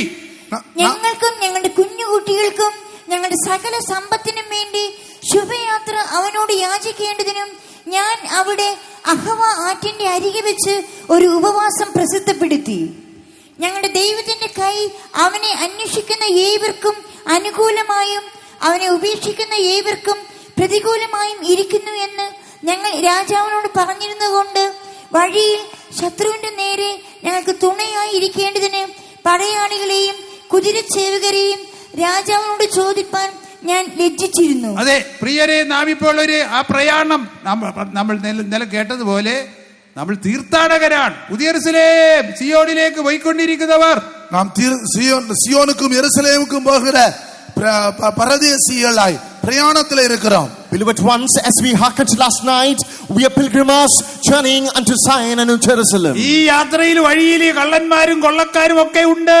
இந்த வழியிலே കള്ളர்களுം കൊള്ളക്കാരും ഉണ്ട്. There are thieves and looters in the midway. പിശാച് അലറുന്ന സിംഹം പോലെ ആരെ വിഴുങ്ങാൻ ചുറ്റി സഞ്ചരിച്ച് നടക്കുന്നു. പിശാച് അലറുகிற സിംഹത്തെ പോലെ ആരെ വിഴുങ്ങലാമോ என்று வகை தேடி சுற்றித் திரிகிறான். And there is the devil who is roaring about like a lion, knowing not whom to devour. കള്ളം വരുന്നത് മോഷ്ടിപ്പാൻ, അറുപ്പാനും മുടിപ്പാനുമാണ്. திருடன் கொல்லவும் அழிக்கவும் வருகிறான். For the thief cometh to kill, destroy and to steal. ഞാൻ വന്നതോ ജീവൻ തരാനും സമൃദ്ധിയായ ജീവൻ തരുവാൻ. നാനോ ജീവൻ ഉണ്ടാകും അത് പരിപൂർണപ്പെടവും വന്നേനെ എന്ന് യേശു சொன்னார். But I came to give you life and abundance of it. അതെ, ഈ വഴിയാത്രയിൽ ശുഭകരമായ വഴിയാത്രയാണ്. നാം ലക്ഷ്യസ്ഥാനത്ത് എത്തിച്ചേരണം. നാം இந்த பிரயாணத்திலே போய் சேர வேண்டிய இடத்தில் சரியாக போய் சேர வேண்டும். This journey should be a prosperous one and we should truly touch the mark. ആകയാൽ നമ്മളുടെ യാത്രയിൽ ഇപ്പോൾ എങ്ങനെയാണ് നമ്മൾ തുടർന്നുകൊണ്ടിരിക്കുന്നതെന്ന് പരിശോധിക്കണം. எனவே நம்முடைய யாத்திரையை நாம் எப்படி தொடர்ந்து கொண்டிருக்கிறோம் என்று நாம் சோதித்து பார்க்க வேண்டும். നമ്മൾ നമ്മുടെ It is necessary for us to review how we are moving forward. നടത്തിപ്പുകാരോട് ചേർന്ന് ദൈവജനത്തോടെ കൂട്ടായ്മ ബന്ധത്തിൽ ഒന്നായി അങ്ങനെ ഒരു യാത്രയാണോ നമ്മൾ ചെയ്യുന്നത്? நடத்திப்புகாரர்களோடு இருந்து தேவஜனத்தோடு சேர்ந்து நாம் அப்படிப்பட்ட ஒரு பிரயாணத்தை தொடருகிறோமா? Joining hands with the leaders in the fellowship with the people of God, are we moving on in such a manner? ഇങ്ങനെയുള്ള കാര്യങ്ങളൊക്കെ പരിശോധിച്ച് നോക്കണം. அப்படிப்பட்ட காரியங்களை நீங்கள் சோதித்து பார்க்க வேண்டும். We should examine all these things. അങ്ങനെ പരിശോധിച്ച് നോക്കിയില്ലെങ്കിൽ ലക്ഷ്യം തെറ്റിക്കഴിഞ്ഞാൽ അത് എത്ര ഭയാനകമായിരിക്കും. அப்படிப்பட்ட இந்த காரியத்தை நாம் சோதித்து பார்த்து நம்முடைய பிரயாணத்தில் நாம் போகாவிட்டால் அது எவ்வளவு பயங்கரமாயிருக்கும். If you fail to examine this and once you miss the mark, oh how terrific it's going to be. അതെ, നമ്മുടെ അടിസ്ഥാനം ശരിയാണോ? நம்முடைய அஸ்திபாரம் சரியாக இருக்கிறதா? Is the foundation firm? യേശുക്രിസ്തു മൂലക്കല്ലായിരിക്കും അപ്പോസ്തലന്മാരും പ്രവാചകന്മാരും അടിസ്ഥാനത്തിൽ പണിതിരിക്കുന്ന സഭയിൽ നിങ്ങളും ജീവനുള്ള കല്ലുകളായി പണിതുകൊണ്ടിരിക്കുന്നുണ്ടോ? இயேசு கிறிஸ்து மூலைக்கல்லாய் இருக்கிறார், அப்போஸ்தலர் தீர்க்கதரிசிகள் அஸ்திபார கற்களாய் இருக்கிறார், அதோடு கூட சேர்ந்து கட்டப்படுகிறீர்களா? Upon the very church in which Christ is the chief cornerstone and the apostles being the foundation stones, are you built as a living stone? ഇറ്റലിയിലെ ഒരു ലീനിങ് ടവർ ഓഫ് പിസ എന്ന് പേരുള്ള ഒരു 12 എത്ര അത്ഭുതങ്ങളാണ്? 10 അത്ഭുതങ്ങൾ, 7 അത്ഭുതങ്ങളിൽ ഒരു അത്ഭുതമാണത്. ലോകത്തിലെ 7 wonders. One of the 7 wonders is Leaning Tower of Pisa. Living Tower of Pisa is one of the 7 wonders in the world. 7 அற்புதங்களிலே இது ஒரு அற்புதமாக இருக்கிறது. 7 അത്ഭുതം. ഓൾഡ് വണ്ടേഴ്സും ഉണ്ട്, ന്യൂ വണ്ടേഴ്സും ഉണ്ട്. അപ്പൊ ഈ ന്യൂവിലാണ് ലീനിങ് ടവർ ഓഫ് പിസ. பழைய அற்புதங்களும் உண்டு, புதிய உலகத்திலே பெரிய அற்புதங்களும் உண்டு. There are old and new wonders. This falls in the new category. Leaning tower of pizza. Leaning tower of pizza. Living tower of pizza. Living Tower of Pisa. ചാഞ്ഞുകൊണ്ടിരിക്കുന്ന ഒരു ഗോപുരം. സായി ഗോപുരം. Which means it's a slanted leaning tower. ഈ ഏകദേശം എത്രയോ 300 വർഷങ്ങൾക്ക് മുമ്പാണെന്ന് തോന്നുന്നു. 300, അതിന്റെ കൃത്യം കണക്ക് ഓർമ്മ വരുന്നില്ല, പെട്ടെന്ന് പറയാൻ തോന്നിയോണ്ട് പറഞ്ഞതാണ്. அது திடீரென்று சொல்ல முடியாது சொன்னதனால் சொல்கிறேன், கரெக்டாக தெரியல. 300 வருஷங்களுக்கு முன்பதாக. I think this was built across 300 years back. അതിൽ കൂടുതലായിരിക്കാനാണ് സാധ്യത. அதற்கு அதிகமாக இருக்கும். It might be even before that. അത് പണിതുകൊണ്ടിരിക്കുമ്പോൾ തന്നെ 12 നിലകളായിട്ടാണ് ആ ഗോപുരം. அந்த சாய் கோபுரம் 12 நிலைகளாக அது கட்டப்பட்டது. That building was 12 storied. അതൊരു മണിമാളികയാ, അല്ലെങ്കിൽ ഒരു വലിയ കത്തീഡ്രലിന്റെ മണി അതിന്റെ ബെല്ല് കെട്ടാൻ വേണ്ടി ഉണ്ടാക്കിയതാ. அது ஒரு பெல் கட்டும்படியாக, பெல்லை மேலே கட்டும்படியாக உண்டாக்கப்பட்டது. That was a mansion built to hang the bell in a cathedral. പക്ഷേ ഇത് പണിതുകൊണ്ടിരിക്കുമ്പോൾ തന്നെ ചരിയാൻ തുടങ്ങി. இது கட்டி கொண்டிருக்கும் போதே சரியா But ஆரம்பிച്ചു. even while the construction began, it started to slant. എങ്കിലും അവര് പണി നിർത്തിയില്ല. ஆனாலும் கூட அவர்கள் வேலையை நிறுத்தவில்லை. However, they didn't pause the construction. ആ പണി പൂർത്തീകരിച്ചു. அந்த வேலையை அவர்கள் நிறைவு செய்தார்கள். The work was completed. പുറമെ നോക്കുമ്പോൾ എത്ര മനോഹരമായ ഒരു കെട്ടിടം. இப்பொழுது பார்க்கும்போது எவ்வளவு அழகான அதிசயமான கட்டடம். Outwardly a magnificent mansion. എന്നാൽ അതിന്റെ അടിസ്ഥാനം വേണ്ട വിധത്തിൽ ഇട്ടില്ല. அதற்கு அடிஸ்தானம் சரியாக போடவில்லை. However, the foundation was not laid properly. ഇപ്പോൾ അത് ലോക അത്ഭുതമാണ്. இப்பொழுது அது உலகத்திலே அதிசயங்களில் ஒன்று.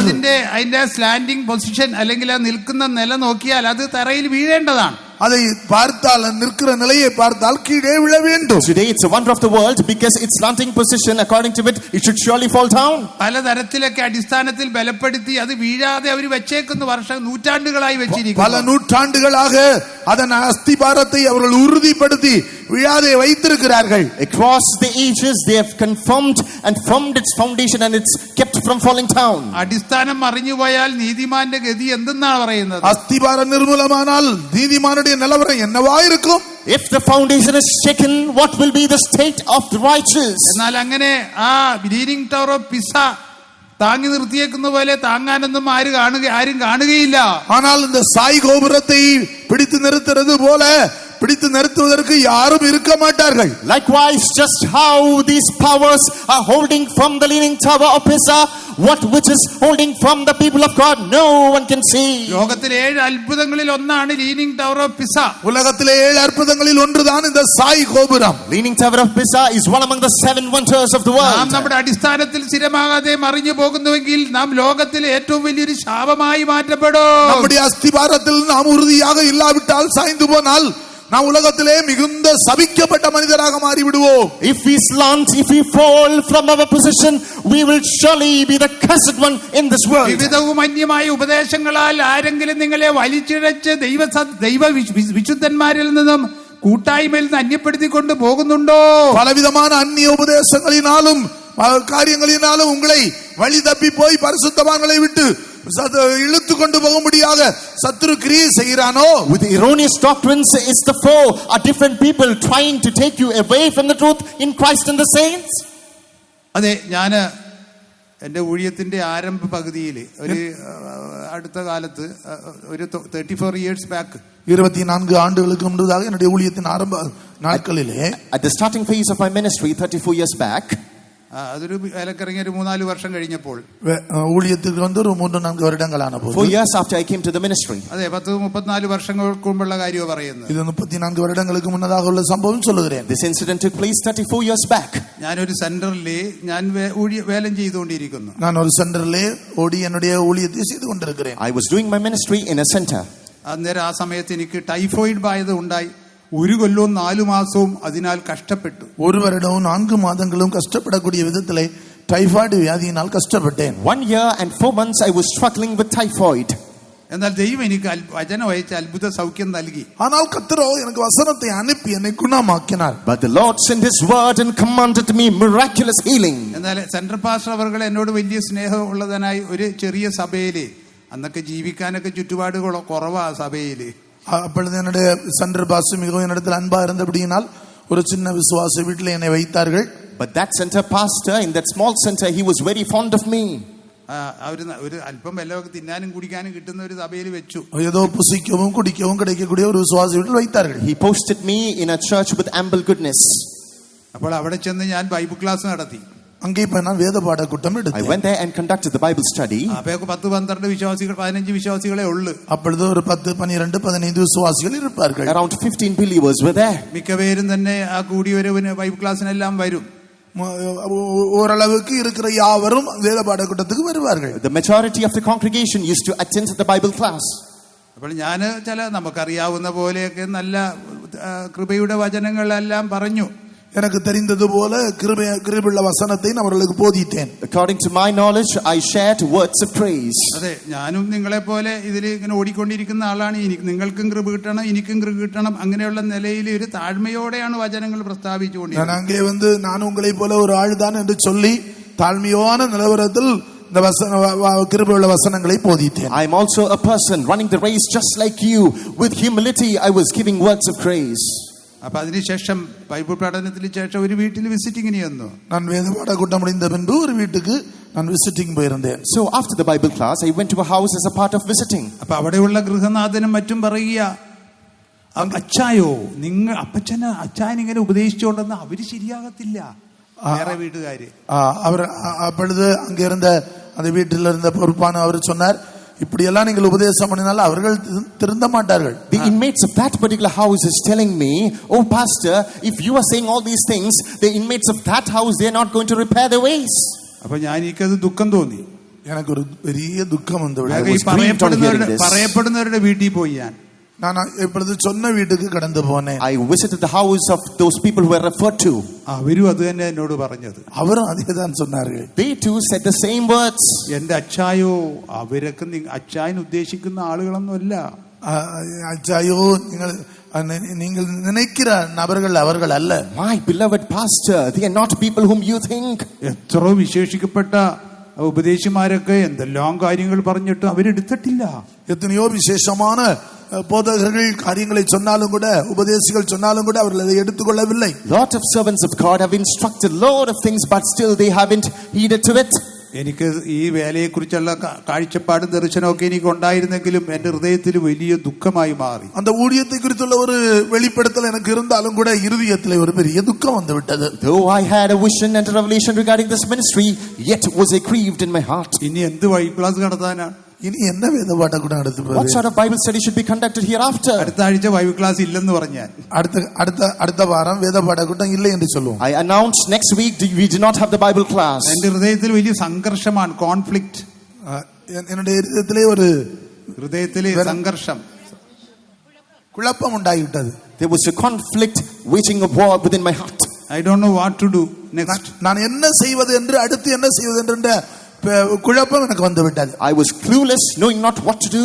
ഇങ്ങനെയുള്ള കാര്യങ്ങളൊക്കെ സെൻട്രൽ പാസ്റ്റർമാരോട് ചെന്ന് പറയാൻ പാടില്ല. இப்படிப்பட்ட காரியங்களை சென்ட்ரல் பாஸ்டர்ல போய் சொல்ல முடியாது. These matters we cannot discuss with the center pastor. മറ്റാരോടും ഒന്നും പറയാൻ പറ്റില്ല. വേറെ ആരുടെ ഇதை சொல்ல முடியாது. We can't disclose this with anyone else. ഞാൻ കണ്ണുനീരോടെ ദൈവസന്നിധിയിൽ ഇരുന്ന് പ്രാർത്ഥിച്ചുകൊണ്ടിരുന്നു. நான் கண்ணீரை ஊற்றி தேவ சமூகத்திலே ஜெபித்துக்கொண்டே இருந்தேன். Therefore with tears I knelt down, I prayed in the presence of God. ഞാൻ ഒരു തിങ്കളാഴ്ച സഭായത്തിന് ശേഷം അടുത്ത തിങ്കളാഴ്ച ഞാൻ സെൻട്രൽ ഫെയ്ത്ത് ഹോമിലേക്ക് പോകാനായിട്ട്, അന്ന് വണ്ടിയും ഒന്നുമില്ല, സ്കൂട്ടറും മറ്റൊന്നും കാറും ഒന്നുമില്ല, ബസ്സിന് പോകുവാനായിട്ട് ഞാൻ പുറപ്പെട്ടു പോയി. நான் அப்பொழுது ஞாயிற்றுக்கிழமை ஆராதனை முடிந்து திங்கட்கிழமை வாகனம் ஒன்றுமில்லை, பஸ்ஸிலே புறப்பட்டு போகும்படியாய் சென்ட்ரல் ஃபெய்த் ஹோமுக்கு புறப்பட்டும்படியாய் வந்து நின்றேன். After the Sunday service next Monday I boarded a bus to go to the faith home. ഞാൻ ഒരു പ്രധാനപ്പെട്ട ഒരു ബസ് സ്റ്റേഷനിൽ നിൽക്കുന്നു. ஒரு முக்கியமான ஒரு பஸ் நிறுத்தத்தில் நான் நிற்கிறேன். I was standing in a prominent bus station. അപ്പൊ അവിടെ നിൽക്കുമ്പോ പെട്ടെന്ന് ഒരാൾ എന്റെ അടുക്കലേക്ക് ഓടി വന്നു. அப்பொழுது அங்கே நிற்கும்போது ஒரு திடீரென்று ஓடி வந்தார். As I was waiting over there, a person was rushing to me. ഞാൻ അതിനു മുമ്പ് ഇരുന്ന സഭയിലെ ഞാൻ ഇരിക്കുമ്പോൾ ഒരു പുതിയ വിശ്വാസി വന്നു. അദ്ദേഹമാണ് ഓടി വന്നേക്കുന്നത്. நான் அதற்கு முன்னதாக இருந்த இடத்துல ஒரு புதிய ஆத்துமா வந்தார். அவர் தான் அங்கே ஓடி என்னிடத்தில் வந்தார். In the very church where I served the ministry of God earlier, a new soul came. Now he is coming to visit me. അതെ, അപ്പൊ അദ്ദേഹം പറയുക, അപ്പൊ അന്ന് ബൈബിൾ ക്ലാസ് കഴിഞ്ഞ് പിറ്റേ ദിവസവും ഞാൻ ബൈബിൾ ക്ലാസ് നടത്തിയില്ല. അവിടെ ആ ലോക്കൽ സഭയിൽ ബൈബിൾ ക്ലാസ് നടന്നു. അപ്പൊ അവിടെ പങ്കെടുത്ത വിശ്വാസിയാണ് വന്നേക്കുന്നത്. அந்த லோக்கல் அந்த பிரான்ச்லே வந்து சண்டே வேத பாட கூட்டத்தில் பங்கு பெற்றவர் தான் அங்கே வந்திருக்கிறார். I skipped the Bible class in my own church, so in the other church that believer took part in the Bible class over there. After taking part in that, he is coming over here to me. இன்னொரு விசுவாச வீட்டில் அவர் வேத பாட கூட்டத்தில் பங்கெடுத்தவர். അപ്പൊ അദ്ദേഹം എന്റെ അടുത്ത് വന്ന്, അച്ചായോ ഞാനൊരു ഞങ്ങൾ ഇന്നലെ വിശ്വാസ വീട്ടില് ബൈബിൾ ക്ലാസ്സിന് ശേഷം ഞങ്ങൾ രാത്രി മുഴുവനും കുറേ നേരം പ്രാർത്ഥിച്ചു, 1 മണിവരെയും പ്രാർത്ഥിച്ചു. நாங்கள் எங்களுடைய சபையிலே வேத பாட கூட்டம் முடிந்த பிறகு இரவு முழுவதும் நாங்கள் ஜெபித்தோம். So he told me that after the Bible class in my church we prayed prolonged hours during the night and I saw a vision. അപ്പോൾ ഞാൻ ഒരു സ്വപ്നം കണ്ട അച്ചായോ. அப்பொழுது நான் ஒரு சொப்பனத்தை பார்த்தேன். And then I saw a dream. അതിങ്ങനെയാണ് ഞാൻ കണ്ടത്. அது இவ்விதமாக நான் பார்த்தேன். This was the dream that I saw. ഒരു വലിയ മല, പർവ്വതം, ஒரு பெரிய பர்வதம், மலை, a massive mountain. അത് കടുന്തൂക്കായ പർവ്വതമാണ്. அது மிகவும் உயரமான, കടുന്തൂക്ക് എന്ന് പറഞ്ഞാൽ സ്റ്റീപ്പായിട്ടുള്ള, സ്റ്റീപ്പ് അല്ലെങ്കിൽ കുത്തനെയുള്ള പർവ്വതമാണ്. அது செங்குத்தாக இருக்கிற பர்வதம். ചെങ്കുത്ത്. That was steep and tall. ഉയർന്ന വൻമല, ஒரு உயர்ந்த செங்குத்தான மலை, A high lofty steep mountain. അതിന് താഴ്വര കണ്ടു. அதனுடைய அடிப்பாகத்தை பார்த்தேன். I saw the veil of that mountain. അപ്പോൾ അവിടെ നല്ല കല്ലുകൾ, വലിയ കല്ലുകൾ ഇങ്ങനെ അടുക്കി വെച്ചേക്കുക. அதிலே பெரிய கல்லுகளை அடுக்கி வைத்திருக்கிறார்கள். Huge fine stones were arranged there. നല്ല മനോഹരമായ കല്ലുകളാണ്. அது அழகான கல்லுகள். Spectacular stones in sight. അപ്പൊ ആരോ വന്ന് പറയുന്നു, யாரோ வந்து சொல்லுகிறார்கள், Someone told me, ഈ കല്ലുകളെല്ലാം ആ പർവ്വതത്തിന്റെ ഉയരത്തിൽ കൊടുമുടിയിൽ കൊണ്ടുപോകണം. இந்த கல்லுகளை எல்லாம் இந்த மலையினுடைய உச்சிக்கு கொடுமுடிக்கு கொண்டு போக வேண்டும். all these stones should be collected, gathered, carried to the peak of that mountain. അവിടെ ഒരു ആലയം പണിയണം. அங்கே ஒரு ஆலயத்தை கட்ட A வேண்டும். temple should be built there. ഒരു വീട് പണിയണം. ஒரு வீடு கட்ட A வேண்டும். house should be constructed. അപ്പൊ ഇദ്ദേഹം നോക്കിയപ്പോ ഒരിക്കലും ഈ കല്ല് ഈ ചെങ്കുത്തായ മലയുടെ ലേക്ക് കൊണ്ടുപോയാൽ കഴിയില്ല. இந்த கல்லை ஒருபோதும் செங்குத்தான மலையினுடைய உச்சிக்கு கொண்டு போக முடியாது. Now this person pondered and he arrived to a conclusion that by no means can I carry these stones to this steep mountain all the way to the top. അപ്പൊ ഈ വിശ്വാസി പ്രയാസപ്പെടും. അയ്യോ ഒരിക്കലും അത് നടക്കില്ല. அந்த விசுவாசி பிரயாசப்படுகிறார், ஆனால் இது முடியவே முடியாது. Now this believer is perplexed. No way this is going to happen. അപ്പൊ അദ്ദേഹം പറയാ, ഈ വെള്ള ജുബ്ബയൊക്കെ ധരിച്ച് ഞാൻ അദ്ദേഹത്തിന്റെ അടുത്ത് ചെന്നു. അത് സ്വപ്നത്തില്, அந்த சொப்பனத்திலே அந்த சந்தர்ப்பத்தில் நானும் அவருடைய அருகாமையில போய்விட்டேன். So he's telling me that clad with his white attire, I visited him in the vision. അത് സാരമില്ല, നമുക്ക് പ്രാർത്ഥിച്ചാ മതി, ദൈവം ചെയ്തുകൊള്ളും. அப்பொழுது நான் அவரிடத்தில் சொல்லுவேன், ஜெபிப்போம், கர்த்தர் அதை செய்து நிறைவேற்றுவார். No worries brother, let's pray, God will take care of it.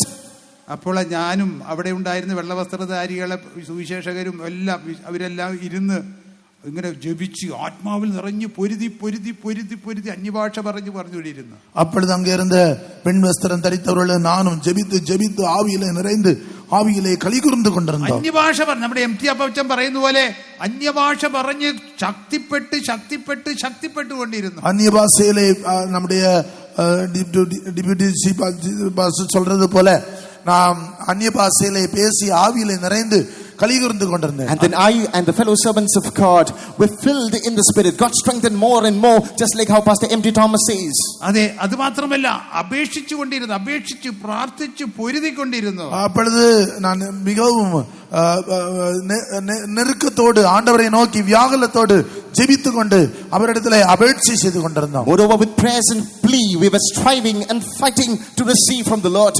ഞങ്ങൾ മുഴങ്കാലിരുന്നാണ് അങ്ങനെ ചെയ്തുകൊണ്ടിരുന്നത്. நாங்கள் முழங்காற்படியிட்டு அப்படி செய்து கொண்டிருந்தோம். We were on our knees while we prayed.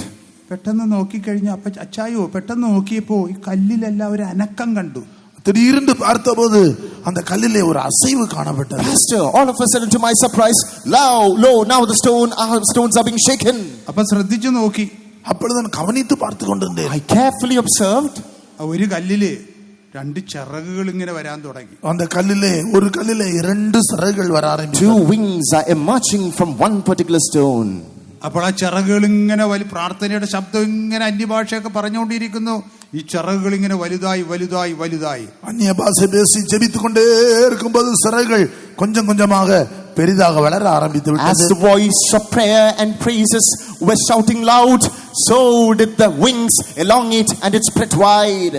മറ്റു കല്ലുകളിലും ഇതുപോലെ കല്ലുകൾ മുളച്ചു വലുതാകാൻ തുടങ്ങി. അതുപോലவே ஒவ்வொரு கல்லுகளிலும் இந்த சிறகுகள் முளைக்க ஆரம்பித்து விட்டது. Likewise, wings sprouted in all the other stones. ഒരു കല്ലിലെ ചിറകുകൾ പൂർണ്ണ വളർച്ചയെത്തിയപ്പോൾ ഈ കല്ല് പറന്ന് പറന്ന് പറന്ന് ആ പർവ്വതത്തിന്റെ കൊടിമുടിയിൽ പോയിരുന്നു. ஒரு கல்லுடைய சிறகு சரியாக பூர்ணமாக வளர்ந்த போது பறந்து பறந்து பறந்து அப்படியே அந்த மலையினுடைய செங்குத்தான மலையினுடைய உச்சிக்கு கடந்து போய்விட்டது.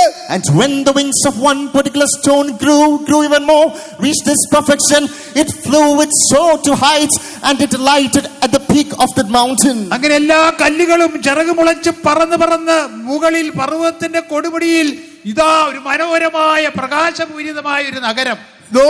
இப்பொழுது எல்லா கல்லுகளிலேயும் சிறகுகள் முளைத்து அது அழகாக பறந்து செங்குத்தான அந்த இடத்திலே போய் ஒரு அழகான பட்டணமாக நகரமாக மாறிவிட்டது. And now all the stones one after the other, they flutter their wings, they soar to heights, and they are abiding at the peak of that mountain. They form a beautiful city of light. ഇത് പറഞ്ഞു തീർന്നപ്പോൾ എനിക്ക് പോകാനുള്ള bus വന്നു. இதை சொல்லி முடித்த உடனே நான் போக வேண்டிய bus. Once this narration was completed, the bus for me to board it came. അപ്പൊ ഞാൻ പറഞ്ഞു, സഹോദരാ, ഇനി നമുക്ക് പിന്നീട് നമുക്ക് കാണാം. സഹോദരനെ, നാം அதற்கு பிறகு நாம் சந்திப்போம். Then I intervened and said, brother, we'll meet later. എന്റെ ഹൃദയത്തിൻ്റെതായ ആ കലക്കം മാറി. என்னுடைய இதயத்திலிருந்த கலக்கம் நீங்கி விட்டது. The trouble in my heart, it rolled away. അതെ, നമ്മൾ വേദത്തിൽ വായിക്കുമ്പോൾ പ്രതിഷ്ഠിത ശുശ്രൂഷകരുടെ പ്രാർത്ഥന ഒരു വിശ്വാസി വേലക്കാരന്റെ സഹപ്രവർത്തകരുടെ പൂർണ്ണതയ്ക്ക് പ്രാർത്ഥനയും പക്ഷപാതവും ആവശ്യമാണ്. ஒரு பிரதிஷ்டை பண்ணப்பட்ட ஊழியக்காரருக்கு அவருடைய வாழ்க்கையிலே அவர்களுக்காக பரிந்து பேசி ஜெபிக்கிற ஒரு பெரிய ஜெபம் தேவை. We find out that the prayers and supplication of a consecrated servant of God is needed for a believer. പ്രിയ ദൈവമൈതലേ, നിന്റെ പൂർണ്ണതയ്ക്ക് വേണ്ടി നടത്തിപ്പുകാരായ ശ്രേഷ്ഠ അനുഭവമുള്ള പ്രതിഷ്ഠിത ശുശ്രൂഷകർ പ്രാർത്ഥിക്കുകയും പക്ഷപാതം ചെയ്യും സ്തോത്രം ചെയ്യുകയും കൊണ്ടിരിക്കണം.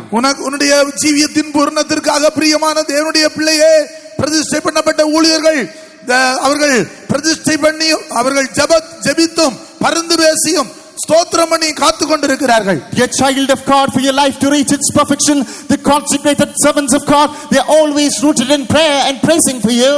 അതെ, ഇതെല്ലാം എല്ലാ ലേഖനങ്ങളിലും പൗലോസ് എഴുതിയിട്ടുണ്ട്. இதை பரிசுத்த பவுல் எல்லா நிருபங்களிலும் எழுதி இருக்கிறார். Paul has transcribed this in all the epistles. നിങ്ങൾ ക്രിസ്തുവിന്റെ ആ പൂർണ്ണതയുടെ പ്രാപിപ്പാൻ തക്കവണ്ണം ഏതാ അവന്റെ മരണത്തോട് അനുരൂപപ്പെട്ട് അവനിലിരുന്ന് അല്ലെ ആ പൂർണ്ണത പ്രാപിപ്പാൻ ഞങ്ങൾ രാവും പകലും നിങ്ങൾക്ക് വേണ്ടി പക്ഷപാതം ചെയ്യും സ്തോത്രം ചെയ്യുന്നൊക്കെ എത്രയോ ലേഖനങ്ങളിൽ എഴുതിയിട്ടുണ്ട്.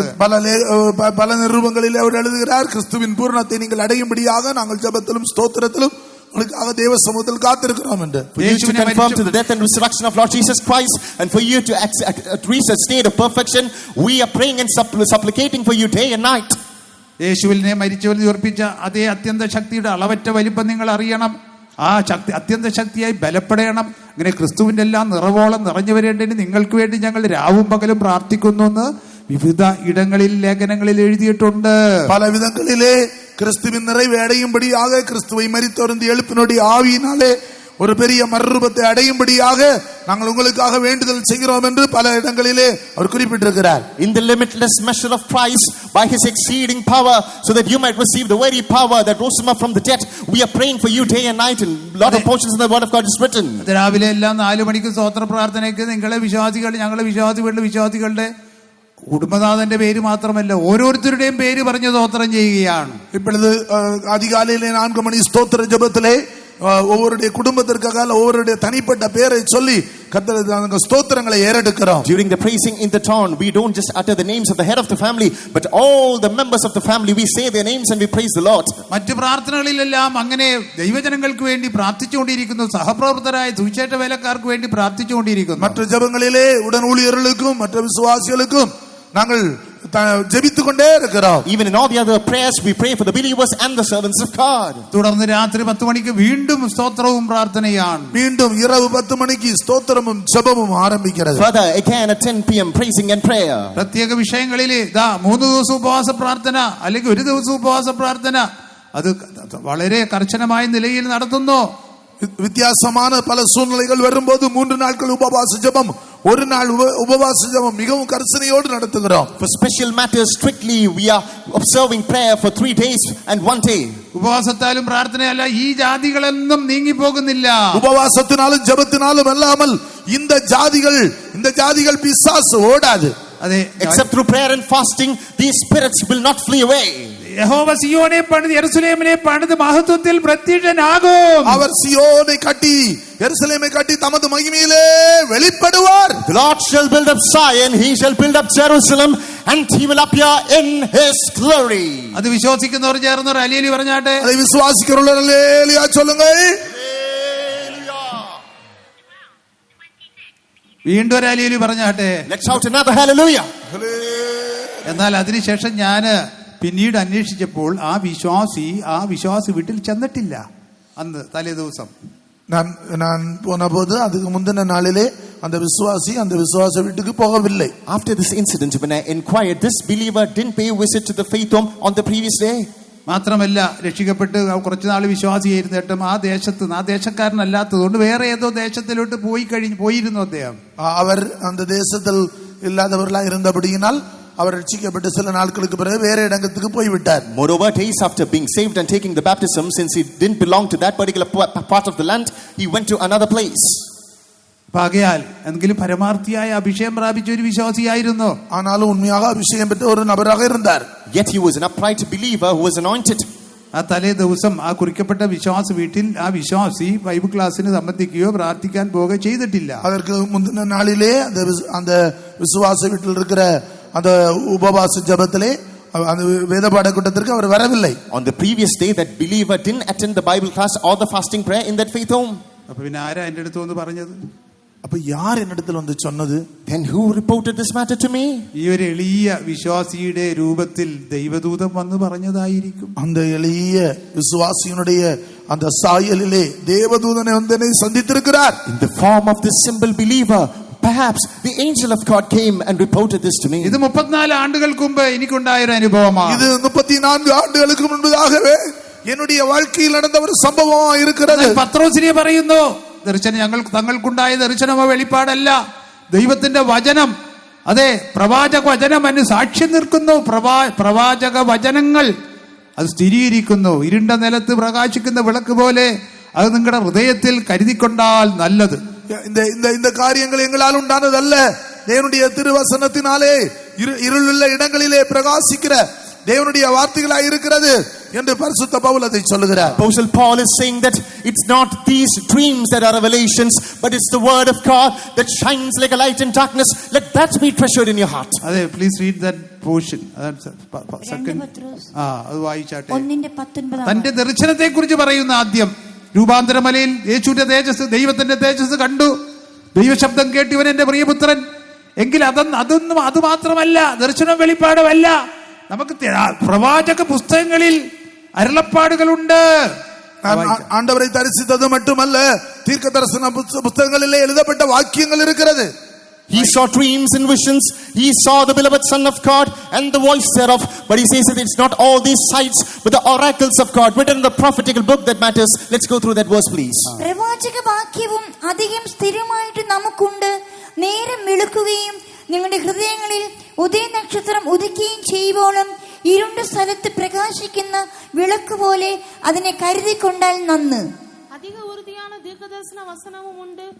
பொழுது விடிந்த விடிவெள்ளி உங்கள் இருதயங்களில் உதிக்கும் அளவும் இருளுள்ள ஸ்தலத்தில் பிரகாசிக்கிற விளக்கை போன்ற அவ்வசனத்தை கவனித்திருப்பது நலமாயிருக்கும். അതെ, സത്യോപദേശങ്ങൾ ഹൃദയത്തിൽ സംഗ്രഹിച്ച് ഇരുട്ടത്ത് പ്രകാശിക്കുന്ന വിളക്ക് പോലെ നാം കാണപ്പെടണം. இருளில் பிரகாசிக்கிற விளக்கை போல சத்திய வசனங்களை நம்முடைய ஜீவியத்திலே கொண்டு நாம் ஜீவிக்க வேண்டும். Storing the true words in our hearts, we should live like a light which is shining in the midst of darkness. അതെ, പ്രവാചക പുസ്തകം എന്ന് പറഞ്ഞാൽ വേദപുസ്തകം പഴയ നിയമം 3 ഭാഗങ്ങളായിട്ട് വിഭജിച്ചിരിക്കുന്നു.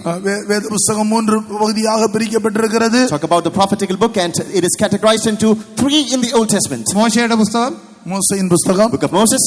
5 ഗ്രന്ഥങ്ങളാണ് മോശയുടെ പുസ്തകം. 5 ആഗമങ്ങൾ. The book of Moses comprises 5 books. അത് തോറ എന്ന് പറയും. It's called Torah. പിന്നെയുള്ളത് പ്രവചന പുസ്തകങ്ങളാണ്. മറ്റത് തീർക്കദർശന പുസ്തകങ്ങൾ, followed by the prophetical books. യെശയ്യാ പ്രവചനം തുടങ്ങി അനേക പ്രവചന പുസ്തകങ്ങളുണ്ട്. യെശയ്യാ തീർക്കദർശന പുസ്തകം ആരംഭിച്ച് അനേക തീർക്കദർശന പുസ്തകങ്ങളുണ്ട്. Starting from the prophetical book of Isaiah, lot of other prophetical book follows. അത് എബ്രായ ഭാഷയിൽ നിവീം എന്ന് പറയും. നിവീം എന്ന് എബ്രായ ഭാഷയിൽ നിവീം എന്ന് പറയും. Nivim is the Hebrew language used for that. അതെ, അതാണ് പ്രവാചകന്മാരുടെ പുസ്തകം എന്ന് പറഞ്ഞാൽ. അത് തീർക്കദർശന പുസ്തകങ്ങൾ. It's called the prophetical book. പിന്നെ എഴുത്തുകൾ, മൂന്നാമത്തെ ഗ്രൂപ്പ് എഴുത്തുകളാണ്. മൂന്നാമത്തെ ഗ്രൂപ്പ് എഴുത്തുകൾ. The third group is the writings. അതിനെ കെത്തുവീം എന്ന് പറയും. കെത്തുവീം. It's called the Ketuvim. അതെ, പഴയ നിയമം 3 ഭാഗങ്ങളാണ്. തോറ, നിവീം, കെത്തുവീം. பழைய ஏற்பாடு 3 பகுதிகளாக பிரிக்கப்பட்டிருக்கிறது. Torah, Nivim, Ketuvim are the 3 parts of Old Testament. അത് 3 കൂടെ ചേർത്ത് താനാക്ക് എന്ന് പറയും. താനാക്ക്, 3 ചേർത്ത് താനാക്ക് എന്ന് சொல்லுவாங்க. യേശു തന്നെ പറഞ്ഞല്ലേ, പ്രവചന പുസ്തകങ്ങളിൽ ഇതിനെക്കുറിച്ച് എഴുതിയിരിക്കുന്നു. യേശു சொன்னாரே, தீர்க்கதரிசன புத்தகங்களில் இதைக்குறித்து எழுதப்பட்டிருக்கிறது. Jesus says in the prophetical book, it's written about me. മോശയുടെ പുസ്തകത്തിൽ എന്നെക്കുറിച്ച് എഴുതിയിരിക്കുന്നു. മോശയിൻ പുസ്തകത്തിലെ എന്നെക്കുറിച്ച് எழுதப்பட்டிருக்கிறது. In the book of Moses am I mentioned. അത് എഴുത്തുകളിൽ എന്നെക്കുറിച്ച് എഴുതിയിരിക്കുന്നു. എഴുത്തുകളിലെ വാർത്തയിലെ എന്നെക്കുറിച്ച് எழுதப்பட்டிருக்கிறது. You can come across me in the writings. അതെ, 3 പുസ്തകങ്ങളിൽ യേശുക്രിസ്തുവിനെ കുറിച്ച് എഴുതിയിരിക്കുന്നു. 3 പുസ്തകങ്ങളിലും കർത്താവായ യേശുക്രിസ്തുവെ കുറിച്ച് குறிப்பிடப்பட்டிருக்கிறது. In all these 3 books we come across Lord Jesus Christ. നമുക്ക് ദർശനങ്ങളും വെളിപ്പാടുകളും ഉണ്ടായാലും തിരുവചനമാണ് നമ്മുടെ അടിസ്ഥാനവും ആധാരവും. നമുക്ക് വെളിപ്പെടുത്തലുകളും ദീർഘദർശനങ്ങളും இருந்தாலும் அருமையானவர்களே, திருவசனம் நமக்கு அதற்கு சாட்சியாக இருக்கிறது. We may have tons of dreams and revelations, but it is the word of God that's the base of foundation. ഞാൻ 1981 രക്ഷിക്കപ്പെട്ടത്. ഞാൻ 1981 രക്ഷിക്കപ്പെട്ടു. 1981 is the year in which I got saved. 1981 April മാസത്തിൽ രക്ഷിക്കപ്പെട്ടു. 1981 ഏപ്രിൽ മാസത്തിൽ രക്ഷിക്കപ്പെട്ടു. In the month of April in 1981 I was saved. Good Friday ആണ് ഞാൻ രക്ഷിക്കപ്പെട്ടത്. ഞാൻ ഒരു പുനിത വെള്ളി അன்றைக்கு தான் രക്ഷിക്കപ്പെട്ടു. I was saved in a Good Friday. അതിൽ യേശുക്രിസ്തുവിന്റെ ക്രൂശീകരണമൊക്കെ ആചരിക്കുന്ന ആ ദിവസത്തിൽ കർത്താവായ യേശു ക്രിസ്തുവിന്റെ കൽവാരി அந்த மரணத்தை அவர்கள் ஆராதிக்கிற அந்த நாள், the very day in which the crucifixion of Lord Jesus Christ and its traditions were observed. 1981 June അവസാനത്തിൽ ഞാൻ പരിശുദ്ധാത്മാവിനെ പ്രാപിച്ചു. 1981 ജൂൺ മാസം കടൈസിയിലെ പരിശുദ്ധാവിൻ അഭിഷേകം പെറ്റുകൊണ്ടേൻ. Towards the end of June 1981, I was anointed by the Holy Ghost. അപ്പൊ ഞാൻ നോക്കുമ്പോ എത്രയാ 44 വർഷമായി ഇപ്പോൾ. 44 years. ഇപ്പോഴത്തെ 44 വർഷങ്ങളായി വിട്ടത്. Now when I take a flashback, 44 years have gone by. ആ കാലത്ത് ഞങ്ങളുടെ ദേശത്ത് പെന്തിക്കോസ്തുകാരില്ല. അപ്പോഴത് പെന്തക്കോസ്തുകാരങ്ങൾ അധികமாக இல்லை. Those days you can't find Pentecostal people in our part of land. ഒരു 10 പേര് കാണുമായിരിക്കും. ഒരു 10 പേര് இருப்பார்கள். Maximum of 10 people. സഭയില്ല, സഭകൾ கிடையாது. No church. ഒരു പെന്തിക്കോസ്റ്റ് ഗ്രൂപ്പും ഇല്ല അവിടെ. ഒരു പെന്തക്കോസ്ത് ഗ്രൂപ്പും அந்த നാட்களிலே கிடையாது. No Pentecostal denomination to be found. നമ്മുടെ ഈ പെന്തിക്കോസ് മിഷൻ സഭ സിലോൺ പെന്തിക്കോസ് അന്ന് കുറെ വൈറ്റലയില് കുറെ ദൂരെ ഞങ്ങൾക്ക് പോകാൻ വളരെ ബുദ്ധിമുട്ടായിരുന്നു. അവിടെ ഉണ്ടായിരുന്ന ഒരു ഓല കെട്ടിടത്തിൽ, ഒരു ഓല കെട്ടിടത്തിലെ വെகு ദൂരത്തിലെ നമുക്കൊരു വിശ്വാസ വീട് மட்டும் இருந்தது. Far away in Vaitila there was a Pentecostal mission that was in the form of a thatched hut. അതിൽ അവിടെ ചെന്നെത്തണമെങ്കിൽ ഒരു ബസ് കയറി, പിന്നെ ഒരു ബോട്ട് കയറി, പിന്നെ ഒരു ബസ് കയറി, അങ്ങനെ ദീർഘമായ സമയം അവിടെ എത്തിച്ചേരാൻ ആവശ്യമായിരുന്നു. അധിക നേരം ചെലവ് പണി ഒരു ബസ്സിലെ ഏറി திருப்பி ஒரு போட்ல ஏறி அதற்கு பிறகு ஒரு பஸ்ல ஏறி நடந்து போக வேண்டும். To reach the destination you have to board a bus, another boat, another bus and reach there. ആകയാൽ അവിടെ ഒന്നോ രണ്ടോ പ്രാവശ്യം മാത്രം അവിടെ പ്രാർത്ഥനയ്ക്ക് പോയിട്ടുള്ളൂ. ഒന്നോ രണ്ടോ മുறை தான் அங்கே ஆராதனைக்கு போய் இருக்கிறேன். Therefore I went there for prayer just a couple of times. ഞാൻ 1981 വളരെ വിഷമത്തിലായി മാറി. കാരണം ഈ സ്നാനപ്പെട്ട് ദൈവഭാഗത്തേക്ക് വന്നപ്പോൾ എന്നെ പള്ളിയിൽ നിന്ന് പുറത്താക്കി, വീട്ടിൽ നിന്ന് പുറത്താക്കുന്ന അവസ്ഥകൾ വന്നുകൊണ്ടിരിക്കുന്നു. ഞാൻ இந்த ஞானஸ்நானம் பெற்று பரிசுத்தாவின் அபிஷேகம் பெற்ற போது 81வது வருஷத்திலே என்னுடைய ஆலயத்திலிருந்து வெளியே என்னை தள்ளிவிட்டார்கள். வீட்டிலிருந்து வெளியே தள்ளக்கூடிய சூழ்நிலை வந்து விட்டது. In the year 1981 I was drowning in deep despair because once I came to the Pentecostal mission, I got anointed and baptized. I was chased out of my own house. ചില സംഭവങ്ങളുടെ മുഖത്ത് ഞാൻ കരഞ്ഞുകൊണ്ടിരുന്നു. പല സംഭവங்களின் വഴിയായി കടന്നു പോനபடியினால் അഴുതുകൊണ്ടേ இருந்தேன். In the midst of certain matters, without any limits, tears were rolling down my cheeks. അതെ, ദൈവത്തോട് എന്റെ കാര്യങ്ങൾ പറഞ്ഞ് കരഞ്ഞുകൊണ്ടിരുന്നു. என்னுடைய தேவனிடத்தில் என் காரியங்களை சொல்லி அழுதுകൊண்டே இருந்தேன். I mumbled my concerns unto the Lord and I was in tears. അപ്പോൾ ഞാൻ ഒരു രാത്രി ഞാൻ മുറിയിൽ കരഞ്ഞുകൊണ്ട് കിടന്നു. എന്റെ മുറിയിൽ കിടന്നു, വീട്ടില് என்னுடைய வீட்டிலே அறையில இருந்து நான் அப்படி அழுது கொண்டிருந்த போது ஒரு ராத்திரி കിടന്നുറങ്ങി. അതിനുശേഷം കരഞ്ഞു ഉറങ്ങിപ്പോയി. அப்படியே அழுது தூங்கி விட்டேன். One night in my house I was sobbing and finally I dozed off. അപ്പൊ ആ സന്ദർഭത്തില് എനിക്കൊണ്ട് നേരം വെളുക്കാറായ സമയത്തായിരിക്കാം 2 പ്രാവശ്യം എന്റെ പേര് വിളിച്ച് ജോളി.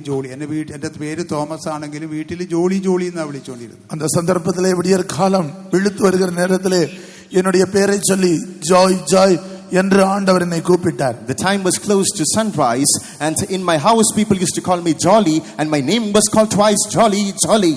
അത് ആരാ എന്നെ വിളിച്ചു? ഞാൻ വിചാരിച്ച മനുഷ്യരാരും എന്നെ വിളിച്ചാണെന്നാണ് വിചാരിച്ചത്. நான் ஏதோ மனிதர்கள் என்னை கூப்பிட்டார்கள் என்று நினைத்தேன். I was wondering who called me and I guessed that it might be some of my fellow beings. കാരണം ഒരിക്കലും ദൈവം എന്നെ വിളിക്കാൻ സാധ്യതയില്ല. என்னை ஆண்டவர் அழைப்பதற்கு எந்த விதத்திலேயும் ஒரு சூழ்நிலை இல்லை. You know why? Because there's no possibility that God is going to call me. എന്റെ ദൃഷ്ടിയിൽ എന്റെ കുടുംബത്തിൽ ഞാൻ ഏറ്റവും മോശവും കുറഞ്ഞ ആളുമായിരുന്നു. என்னுடைய பார்வையிலே நான் மிகவும் மோசமானவனும் குறைந்தவனுமாயிருந்து சிறியவனுமாயிருந்தேன். My perception, I was the most vile and the most abased person in my family. അതുകൊണ്ട് ഒരിക്കലും ദൈവം എന്നെ വിളിക്കാൻ പോകുന്നില്ല. எனவே தேவன் என்னை ஒருபோதும் கூப்பிட மாட்டார். Therefore no chance that God is going to call me. മനുഷ്യരാരോ എന്നെ വിളിച്ചെന്ന് വിചാരിച്ചു. ஏதோ மனிதர்கள் என்னை அழைத்தார்கள், கூப்பிட்டார்கள். So I assumed someone has called me. എന്റെ മുഖം ചുവരിനോട് തിരിഞ്ഞു കിടക്കുകയായിരുന്നു. என்னுடைய முகம் சுவரை பார்த்து திரும்பி படுத்துக்கொண்டே. My face was turning to the sun. ഈ ജോളി എന്നുള്ള ശബ്ദം കേട്ടപ്പോൾ ഞാൻ ആരാണ് എന്നെ വിളിക്കുന്നതെന്ന് ചോദിച്ചുകൊണ്ട് ഞാൻ തിരിഞ്ഞു, മുറിയുടെ വാതിക്കലേക്ക് തിരിഞ്ഞു. ஜோலி என்று கூப்பிட்ட போது யார் என்னை அழைத்தார்கள் என்று சொல்லி வாசல் பக்கமாக திரும்பினேன். When the voice Jolly reverberated in my ears, I turned to the door knowing not who called me. അപ്പോൾ ഉടനെ എന്റെ മുറി മുഴുവനും ഒരു അത്ഭുത പ്രകാശം കൊണ്ട് നിറഞ്ഞിരുന്നു. அப்பொழுது என்னுடைய அறையிலே ஒரு விசேஷமான பிரகாசத்தினாலே என்னுடைய அறை நிறைந்து காணப்பட்டது. Abruptly my whole room was crammed with a radiant light. ആ പ്രകാശം ഇപ്പോഴും എന്റെ കണ്ണിലുണ്ട്. இப்பொழுதும் அதே பிரகாசம் என் கண்களுக்கு முன்பாக இருக்கிறது. That very light is still now glued in my eyes. ആ പ്രകാശത്തിൽ നിന്ന് ഒരു ഇടിമുഴക്കം പോലുള്ള ശബ്ദം. அந்த பிரகாசத்திலிருந்து ஒரு இடி முழக்கம் போன்ற ஒரு சத்தம். A thunderous roar proceeds from that voice. ഒരു സൈന്യത്തിന്റെ ആരവം പോലെയുള്ള ശബ്ദം. ஒரு சேனையின் ஆரவாரத்தோடுள்ள சத்தம். A voice like the clamor of a host. ഞാൻ യേശുവാണ് നിന്നെ വിളിക്കുന്നത്. நான் இயேசு உன்னை அழைக்கிறேன். I am Jesus who calls you. ആ ശബ്ദത്തിൽ എന്റെ ശരീരം എല്ലാം സ്തംഭിച്ചു പോയി. அப்பொழுது அந்த சத்தத்திலே என்னுடைய சரீரம் அப்படியே நிலைகுலைந்து விட்டது. My body was static before that voice. എനിക്ക് എന്റെ യേശുവേ കർത്താവേ എന്നെല്ലാം വിളിക്കണമെന്നുണ്ട്. പക്ഷെ ചുണ്ട് അനങ്ങുന്നില്ല, തളർന്നു പോയി. ஆனால் எனக்கு இயேசுவே என் கர்த்தாவே என்று கூப்பிட வேண்டும் என்று நினைக்கிறேன். ஆனால் என்னுடைய உதடு அசைய முடியவில்லை. My heart forced me to call out, "Oh Jesus, my Lord," but my lips failed me. ഞാനപ്പോ ഒന്ന് ഭയപ്പെട്ടു. ഇപ്പൊ എനിക്ക് കട്ടിലിൽ നിന്ന് എഴുന്നേറ്റ് പോകാൻ പറ്റില്ലല്ലോ. പെട്ടെന്നൊരു fraction of second I had A thought, இது எப்படி இனி கட்டிலிருந்து எழும்பி போக முடியாதே என்று சொல்லி அந்த ஒரு நொடி இமைப்பொழுதிலே நான் பயந்தேன். Shuddering with fear, one moment I was dumbstruck. How am I going to come out of this? ഉടനെ പെട്ടെന്ന് ഒരു അത്യന്ത ശക്തി എന്റെ ഉച്ചി മുതൽ ഉള്ളങ്കാൽ വരെയും വ്യാപരിച്ചു. அப்பொழுது திடீரென்று என்னுடைய உச்சந்தலை முதல் உள்ளங்கால் வரைக்கும் ஒரு பெரிய வல்லமை சக்தி என்னை ஆட்கொண்டது. Momentarily an exceeding power operated from my head to my feet. അങ്ങനെ ഒരു അത്യന്ത ശക്തി എന്റെ ജീവിതത്തിൽ ഞാൻ അതുവരെ അനുഭവിച്ചിട്ടില്ലായിരുന്നു. அதற்கு முன்னதாக ஒரு நாள் அப்படிப்பட்ட ஒரு பெரிய வல்லமையை சக்தியை நான் வல்லமை அனுபவித்ததில்லை. Such a massive power till that moment I had never experienced in my life. ഉടനെ അതോടുകൂടെ പറഞ്ഞറിയിക്കാൻ പറ്റാത്ത സന്തോഷം എന്റെ ഹൃദയത്തിൽ ഉണ്ടായി. അത് மட்டுமல்ல, അതോടുകൂടെ சொல்லி முடியாத ஒரு பெரிய சந்தோஷம் என் இதயத்தை நிரப்பிட்டு, along with that floods of unspeakable joy was rushing within my heart. അപ്പോൾ എനിക്ക് മനസ്സിലായി, പിന്നീട് അന്നേരം തിരുവചനമൊന്നും എനിക്ക് അറിയില്ലെങ്കിലും പിന്നീട് എനിക്ക് മനസ്സിലായി, അവർക്ക് ധാന്യവും വീഞ്ഞും വർദ്ധിച്ചതിനേക്കാൾ ഉപരിയായ സന്തോഷം യഹോവേ എന്റെ ഹൃദയത്തിൽ അങ്ങ് തന്നു. அப்பொழுது நான் விளங்கிக் கொண்டேன். அப்பொழுது வசனம் தெரியாவிட்டாலும் தானியமும் திராட்சரசமும் பெரிய இருந்த காலத்தின் சந்தோஷத்தை பார்க்கலாம் அதிக சந்தோஷத்தை என் இருதயத்தில் தந்தீர் என்று சொன்ன வசனத்தை நான் உணர்ந்து கொண்டேன். Then was sprouted in my heart, "Oh Lord, you've given in my heart a joy that transcends the joy when corn and wine was in abundance." അതെ, കൂടാതെ ഒരു വചനമുണ്ടല്ലോ, നിന്റെ സന്നിധിയിൽ സന്തോഷത്തിന്റെ പരിപൂർണതയുണ്ട്. ഉമ്മുடைய സമൂഹത്തിലെ ഒരു പേരിன்ப സന്തോഷം ഉണ്ട് എന്ന്, നിത്യ പേരിன்பം ഉണ്ട് എന്ന് വാസിக்கிறோமே. Moreover, there's another verse, there's fullness of joy in thy presence. അതെ, ആ വാക്യം എവിടെയാ? നിന്റെ സന്നിധിയിൽ വായിച്ചാട്ടെ. 16 സങ്കീർത്തനം 11 വായിച്ചാട്ടെ. ജീവന്റെ വഴി നീ എനിക്ക് കാണിച്ചു തരും, നിന്റെ സന്നിധിയിൽ സന്തോഷ പരിപൂർണതയും നിന്റെ വലത്തുഭാഗത്ത് എന്നും പ്രമോദങ്ങളും ഉണ്ട്. അതെ, ആ വചനമാണ് എന്റെ ജീവിതത്തിൽ നിറവേറിയത്. அந்த வசனம் தான் என்னுடைய ജീവിതത്തിൽ നിറവേറിയത്. ദൈവരാജ്യം ഭക്ഷണവും പാനീയവുമല്ല, നീതി സമാധാനം പരിശുദ്ധാത്മാവിലുള്ള സന്തോഷം. தேவனுடைய ராஜ்யம் புசிப்பும் குடிப்பும் அல்ல, அது நீதியும் சமாதானமும் பரிசுத்த ஆவியினாலே உண்டாகிற சந்தோஷமா இருக்கிறது. The kingdom of God is neither meat nor drink, but it is peace, joy and love of the Holy Ghost. അതെ, എനിക്കറിയില്ല, ഞാൻ പരിശുദ്ധാത്മാഭിഷേകം പ്രാപിച്ചതാണ്, എനിക്കത് അറിയില്ലായിരുന്നു. എനിക്ക് തെരിയവില്ല, ஆனால் അത് പരിശുദ്ധാത്മാവിൻ അഭിഷേകത്തെ ഞാൻ പെറ്റുകൊണ്ടത്. I did receive the anointing, but I didn't know this. എനിക്ക് പരിശുദ്ധാത്മാഭിഷേകം പ്രാപിച്ചു ഞാൻ അന്നേരം, എനിക്കത് അറിയില്ല. പരിശുദ്ധാത്മാ അഭിഷേകം പെറ്റുകൊണ്ടതിനെ എനിക്ക് തെരിയവില്ല. I received the Holy Ghost, but I failed to understand the same. അന്ന് ഞാൻ അന്യഭാഷ പറഞ്ഞില്ല. അன்றைக்கு நான் அந்நிய பாஷை பேசவில்லை. That day I didn't speak in unknown tongues. അന്യഭാഷ പിന്നീട് ചില ദിവസങ്ങൾ കഴിഞ്ഞിട്ടാ പറഞ്ഞത്. ചില നാളുകൾക്ക് പിറകുதான் അന്യ ഭാഷ എനിക്ക് ഉണ്ടായിട്ടുണ്ട്. എന്നാൽ അന്ന് ഞാൻ പരിശുദ്ധാത്മാ അഭിഷേകം പ്രാപിച്ചു. അன்றைக்கு പരിശുദ്ധാവിന്റെ വല്ലമയെ ഞാൻ പെറ്റു. But that day I received the power of the Holy Ghost. അത് കഴിഞ്ഞപ്പോൾ ഞാൻ ഒരു ശബ്ദം കേട്ടു, അശരീരി ശബ്ദം കേട്ടു. അതற்கு பிறகு ഒരു അശരീരി ശബ്ദത്തെ ഞാൻ കേട്ടேன். And then I heard a strange voice. ഒരുവൻ ക്രിസ്തുവിലായാൽ അവൻ പുതിയ സൃഷ്ടി, പഴയത് കഴിഞ്ഞു പോയി. ഒരുവൻ ക്രിസ്തുവുക്കുள் இருந்தால் புது സൃഷ്ടിയായി இருக்கிறான், பழையவைகள் ஒளிந்து போகிறது. If a man is in Christ, he is a new creature, for the old things have passed away. പഴയ രോഗങ്ങൾക്കൊന്നും നിന്റെ മേൽ ഇനി അവകാശമില്ല. പഴയ വ്യാധിക്ക് ഇനിമേൽ ഉന്മേൽ അധികാരം ഇല്ല. Your former sickness has got no more claim over you. അതും എനിക്ക് അറിഞ്ഞില്ല. അവൻ അവരെ വചനത്തെ അയച്ച് സൗഖ്യമാക്കി എന്നുള്ള അനുഭവം എനിക്കുണ്ടായി. அது எனக்கு தெரியவில்லை. அவர் தம்முடைய வசனத்தை அனுப்பி குணமாக்குறார் என்ற அனுபவம் அன்று எனக்கு உண்டாயிற்று. I didn't know that, but I had the experience that God sends His word and heals them. എന്റെ ബാല്യകാലവും യൗവനകാലവും ഒക്കെ ദുരിതപൂർണമായിരുന്നു. ബഹു കഷ്ടത്തിലായിരുന്നു ബാല്യകാലവും യൗവനകാലവും. என்னுடைய குழந்தை பருவம் வாலிப வயதும் மிகவும் கஷ்டமான ஒரு பாதையில் கடந்து போனேன். The prime of my days and my youthhood was in great misery.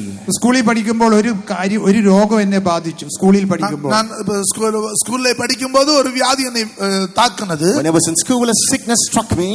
സാധാരണഗതിയിൽ ആശുപത്രിയിൽ പോയാൽ സൗഖ്യമാകുന്ന രോഗമാണത്. அது சாதாரண விஷயமாக ஹாஸ்பிடல் போனால் சுகமாகக்கூடிய வியாதி தான். Usually that's a disease that one could find cure when he or she visits the hospital. എന്നാൽ എൻ്റെ ജീവിതത്തിൽ അതൊരു തീരാ ക്രോണിക് ഡിസീസായി മാറി. அது என்னுடைய வாழ்க்கையிலே தீராத ஒரு வியாதியாக மாறிவிட்டது. But that started to become an unending chronic disease in my life. അതിനെ ചികിത്സിച്ച് വേറെ 4 രോഗങ്ങളും കൂടെ എന്നെ ബാധിച്ചു. அதற்கு பலவிதமான அதற்கு பரிகாரங்களை தேடி அதன் நிமித்தமாக 4 வியாதிகள் வந்து விட்டது. As a consequence of a fleet of treatments, another 4 diseases were piled upon. 12 വർഷക്കാലം ഈ രോഗങ്ങളാൽ ഞാൻ വലഞ്ഞു. 12 வருட காலங்களாக இந்த வியாதியினாலே நான் பிடிபட்டேன். 12 long years I was very caught by the ഒരു sickness. രോഗത്തിന് ചികിത്സിച്ച് 5 രോഗമായി മാറി.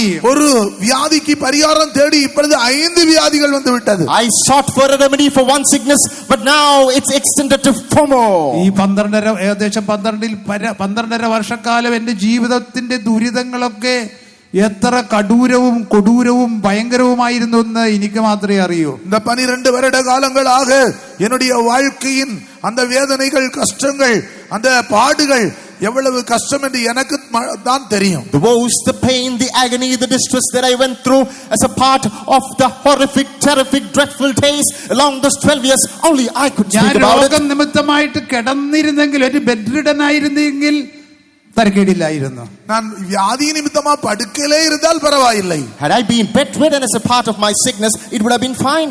എന്നാൽ ഈ രോഗവും ചുമന്നുകൊണ്ട് നടക്കുകയായിരുന്നു. ஆனால் இந்த வியாதியை சுமந்து கொண்டு நான் நடந்து கொண்டே இருந்தேன். But bearing the sickness, I was walking ahead in my life. അത് അഭിഷേകം പ്രാപിച്ചപ്പോൾ ദൈവശബ്ദം, ഒരുവൻ ക്രിസ്തുവിലായാലും പുതിയ സൃഷ്ടി, പഴയ രോഗങ്ങൾക്കൊന്നും നിന്റെ മേൽ അവകാശം അധികാരമില്ല. ஆனால் அபிஷேகம் பெற்றபோதோ ஒருவன் கிறிஸ்துவுக்குள் இருந்தால் புது சிருஷ்டியாய் இருக்கிறான். பழைய வியாதிக்கு இனிமேல் உன்மேல் அதிகாரம் இல்லை. That is why when I was anointed, I heard the word of God. When a man is in Christ, he is a new creature. The former things, the former sickness has got no more room in you. ദൈവം വചനത്തെ അയച്ചു എന്നെ സൗഖ്യമാക്കി. പക്ഷെ അതൊന്നും എനിക്ക് അറിയില്ല. தேவன் தம்முடைய வசனத்தை அனுப்பி என்னை குணமாக்கினார். ஆனாலும் நானும் அதை அறியாமல் இருந்தேன். God sent His word and healed me, but I was ignorant about the same. Through the anointing of പരിശുദ്ധാത്മ അഭിഷേകത്തിലൂടെ ക്രിസ്തു എന്നെ വാഴുന്നു. பரிசுத்தாவின் அபிஷேகத்தின் மூலமாக கர்த்தர் எனக்குள்ளே ജീവിக்கிறார். Through the anointing of the Holy Ghost, does Christ reign in me. എനിക്ക് പറയാനുള്ളത് എങ്ങനെയാ, എന്നിൽ വസിച്ച് എന്നെ വാഴുന്ന യേശു, ദൈവം അയച്ച ആ വചനത്തെ യേശു പിടിച്ചു, മുറുകെ പിടിച്ചു.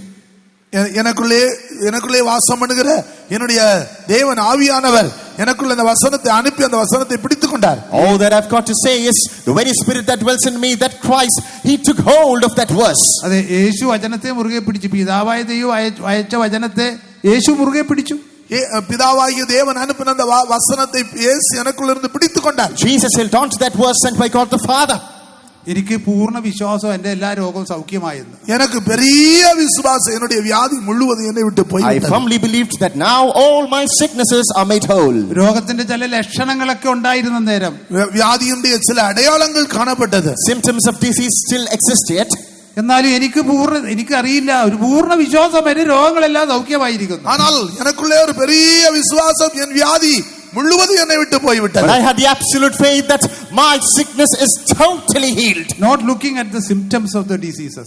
இப்பொழுது அந்த வியாதியுடைய அறிகுறிகளை நான் பார்க்கவில்லை. Not looking at the symptoms of the diseases.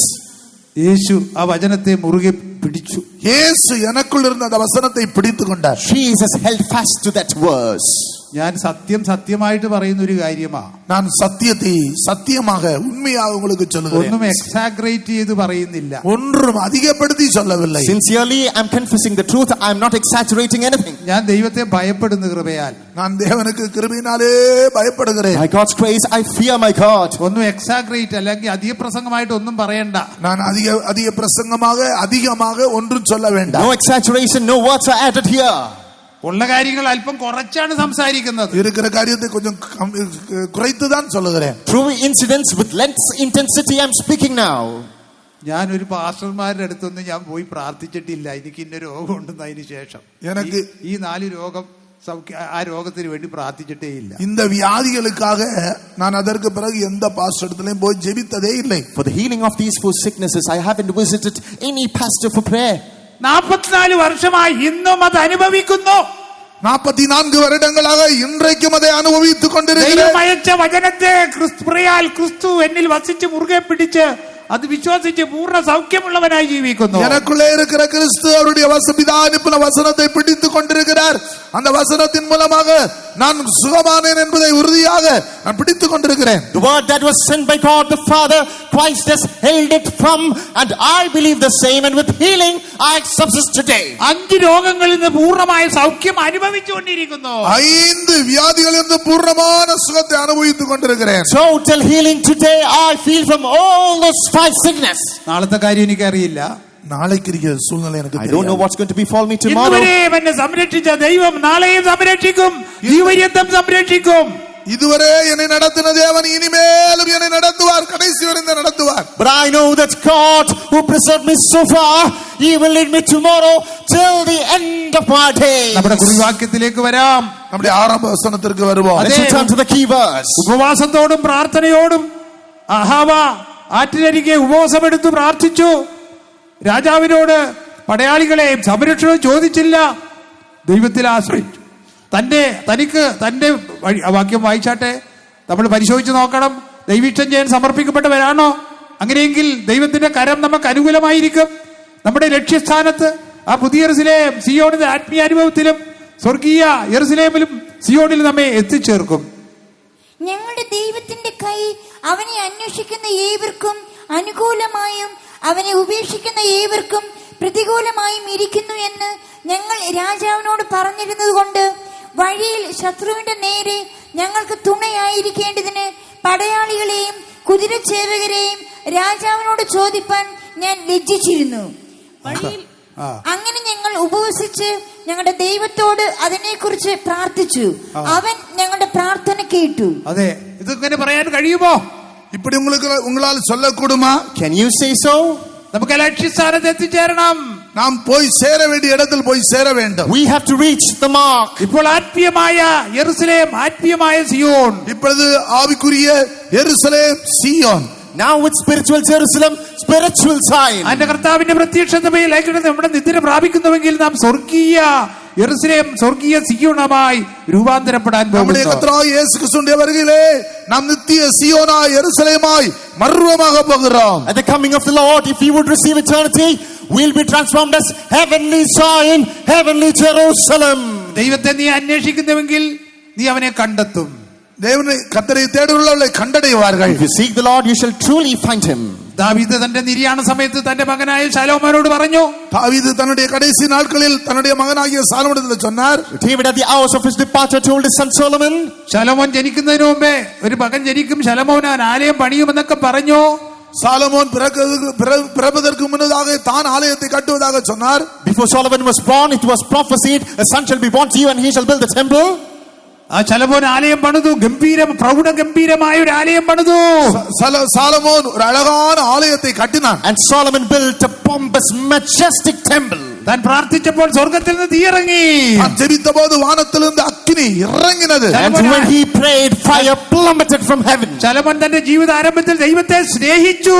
ജീവിതത്തിന്റെ ആരംഭത്തിലെ സാലോമോൻ ദേവനെ നേസിത്താൻ. At the starting phase of the life of Solomon, he loved God. പിന്നെ പടിപടിയായി ദൈവത്തെ ഉപേക്ഷിച്ചു. ஆனால் அதற்கு பிறகு படிப்படியாக தேவனை விட்டு விலகினான். But later, step by step, he started to forsake her. ദാവീദ് രാജാവ് തന്റെ നിര്യാണത്തിന് മുമ്പ് ശലോമോനോട് പറഞ്ഞു, മകനെ ശലോമോനെ, மகனே சாலமோனே என்று கடைசி நாட்களில் அவரிடத்தில் பார்த்து சொல்கிறார். King David, before bidding adieu, he looking at his son Solomon, he said, my son Solomon. ദൈവം ഹൃദയത്തെയും മനസ്സിനെയും ശോധന ചെയ്യുന്നവൻ. தேவன் இருதயத்தையும் இருதயத்தின் ஆழத்தையும் சோதனை ഹൃദയത്തെയും മനസ്സിനെയും மனதையும் சோதனை செய்கிறவர். God examines the heart and the mind.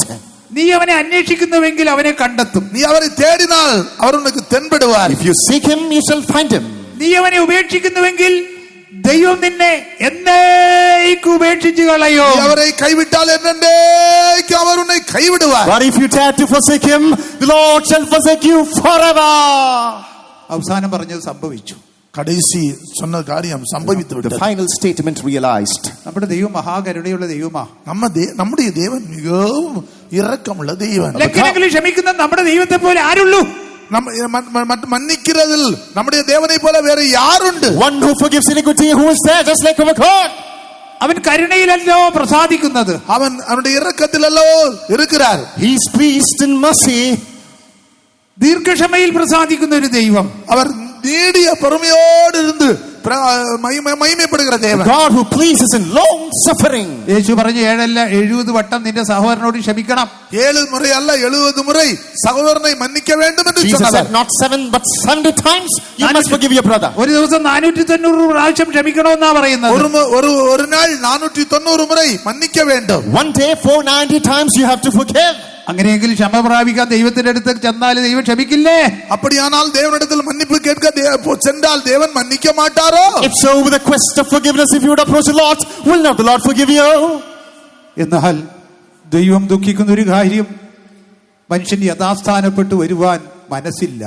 ஆனால் தேவன் துக்கப்படுகிற ஒரு காரியம், மனம் திரும்பி வருவதற்கு மனிதனுக்கு மனதில்லை. But the Lord is grieved over one thing, man is not willing to repent and turn his യഹോവേ, way. ഞങ്ങൾ മടങ്ങി വരേണ്ടത് ഞങ്ങളെ മടക്കി വരുത്തണമേ. தேவனே, நாங்கள் திரும்பி வரும்படியாக எங்களை திருப்பி கொண்டு வாரோ. Oh Lord, for us to return, cause us to return. ഞങ്ങളെ കൃപയോട് കൈക്കൊണ്ട് ഞങ്ങളുടെ ലംഘനങ്ങളെ അകൃത്യങ്ങളെ ക്ഷമിക്കണമേ. கிருபையாய் எங்களை கைக்கொண்டு எங்களுடைய அக்கிரமங்களையும் பாவங்களையும் மன்னிக்க வேண்டுமே. By grace accept us, forgive our transgressions and iniquities. ഞങ്ങൾ ഉപവാസത്തോടും പ്രാർത്ഥനയോടും കണ്ണീരോടും കൂടെ അങ്ങയുടെ സന്നിധിയിലായിരിക്കുന്നു. நாங்கள் உபவாசத்தோடும் ஜெபத்தோடும் கண்ணீரோடு உம்முடைய சமூகத்திலே இருக்கிறோம். With prayers, with tears and fasting low, we tarry in your presence. ഞങ്ങൾ ആരംഭിച്ച നല്ല പ്രവൃത്തി പൂർത്തീകരിപ്പാൻ അങ്ങ് വിശ്വസ്തനാണ്. எங்களுக்குள்ளே ஆரம்பித்த நல்ல வேலையை பூர்ணப்படுத்துவதற்கு நீர் வல்லவராயிருக்கிறீர். Thou art faithful to perfect the good work that you started in us. നിത്യജീവനായിട്ട് ദൈവത്തിന്റെ കരുണയ്ക്ക് കാത്തിരുന്നുകൊണ്ട് ദൈവസ്നേഹത്തിൽ തന്നെ നിങ്ങളെ തന്നെ സൂക്ഷിക്കുവീൻ.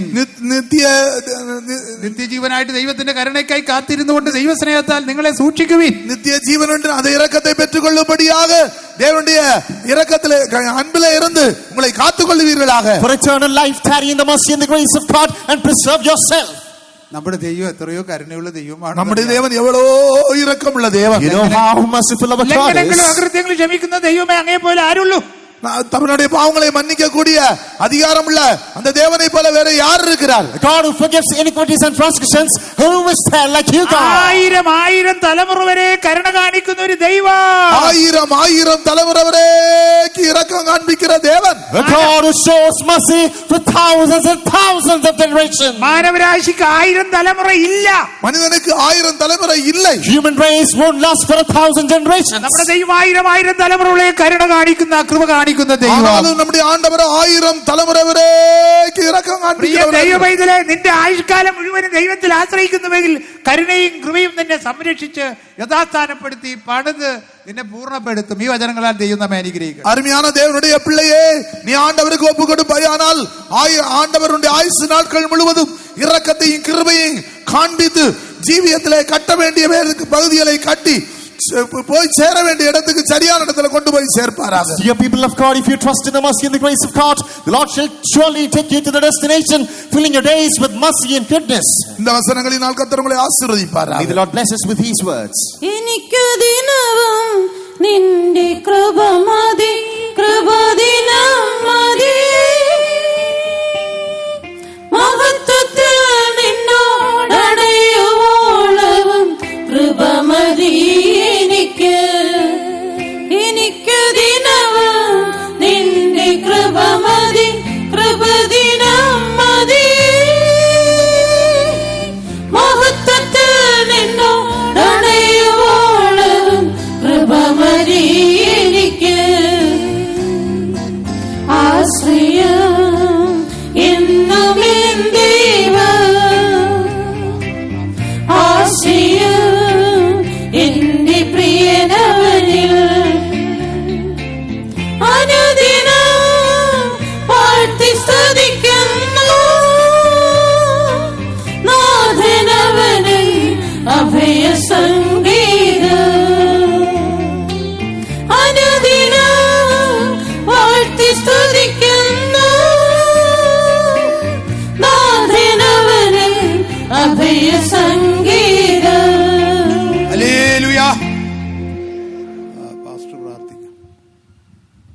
ஸ்தோத்திரம், ஸ்தோத்திரம், ஸ்தோத்திரம், ஸ்தோத்திரம்.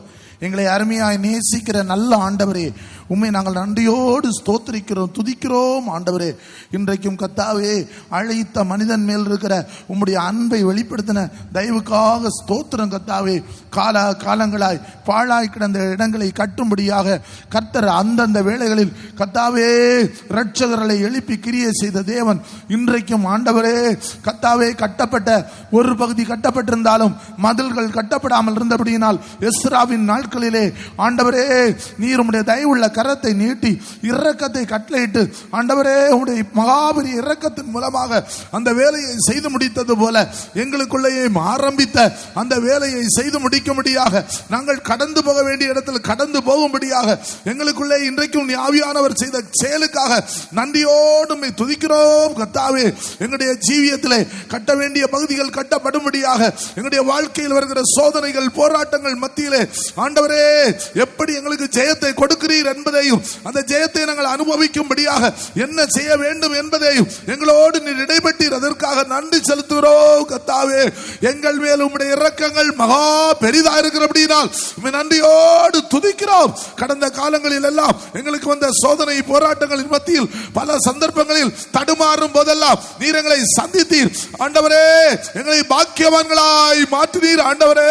அதற்காக ஸ்தோத்திரம். எங்களை அழைத்தீர், வேறு விரித்தீர் ஆண்டவரே. உமக்கென்று நீர் தெரிந்து கொண்டீர். எங்களுடைய சோதனைகள் போராட்டங்களின் மத்தியிலே நீர் எங்களை தனியா இராதபடி தம்முடைய தூதர்களை கொண்டு ஆண்டவரே உம்முடைய வார்த்தையை கொண்டு உம்முடைய அபிஷேகத்தை கொண்டு எங்களை சந்தித்து எங்களை விடுதலையாக்குறீர். அதற்காக நன்றி செலுத்துகிறோம். இன்றைக்கு வந்த வியாதியஸ்தர் மேல் உம்முடைய கரம் நீட்டப்பட்டபடியினால ஸ்தோத்திரம்.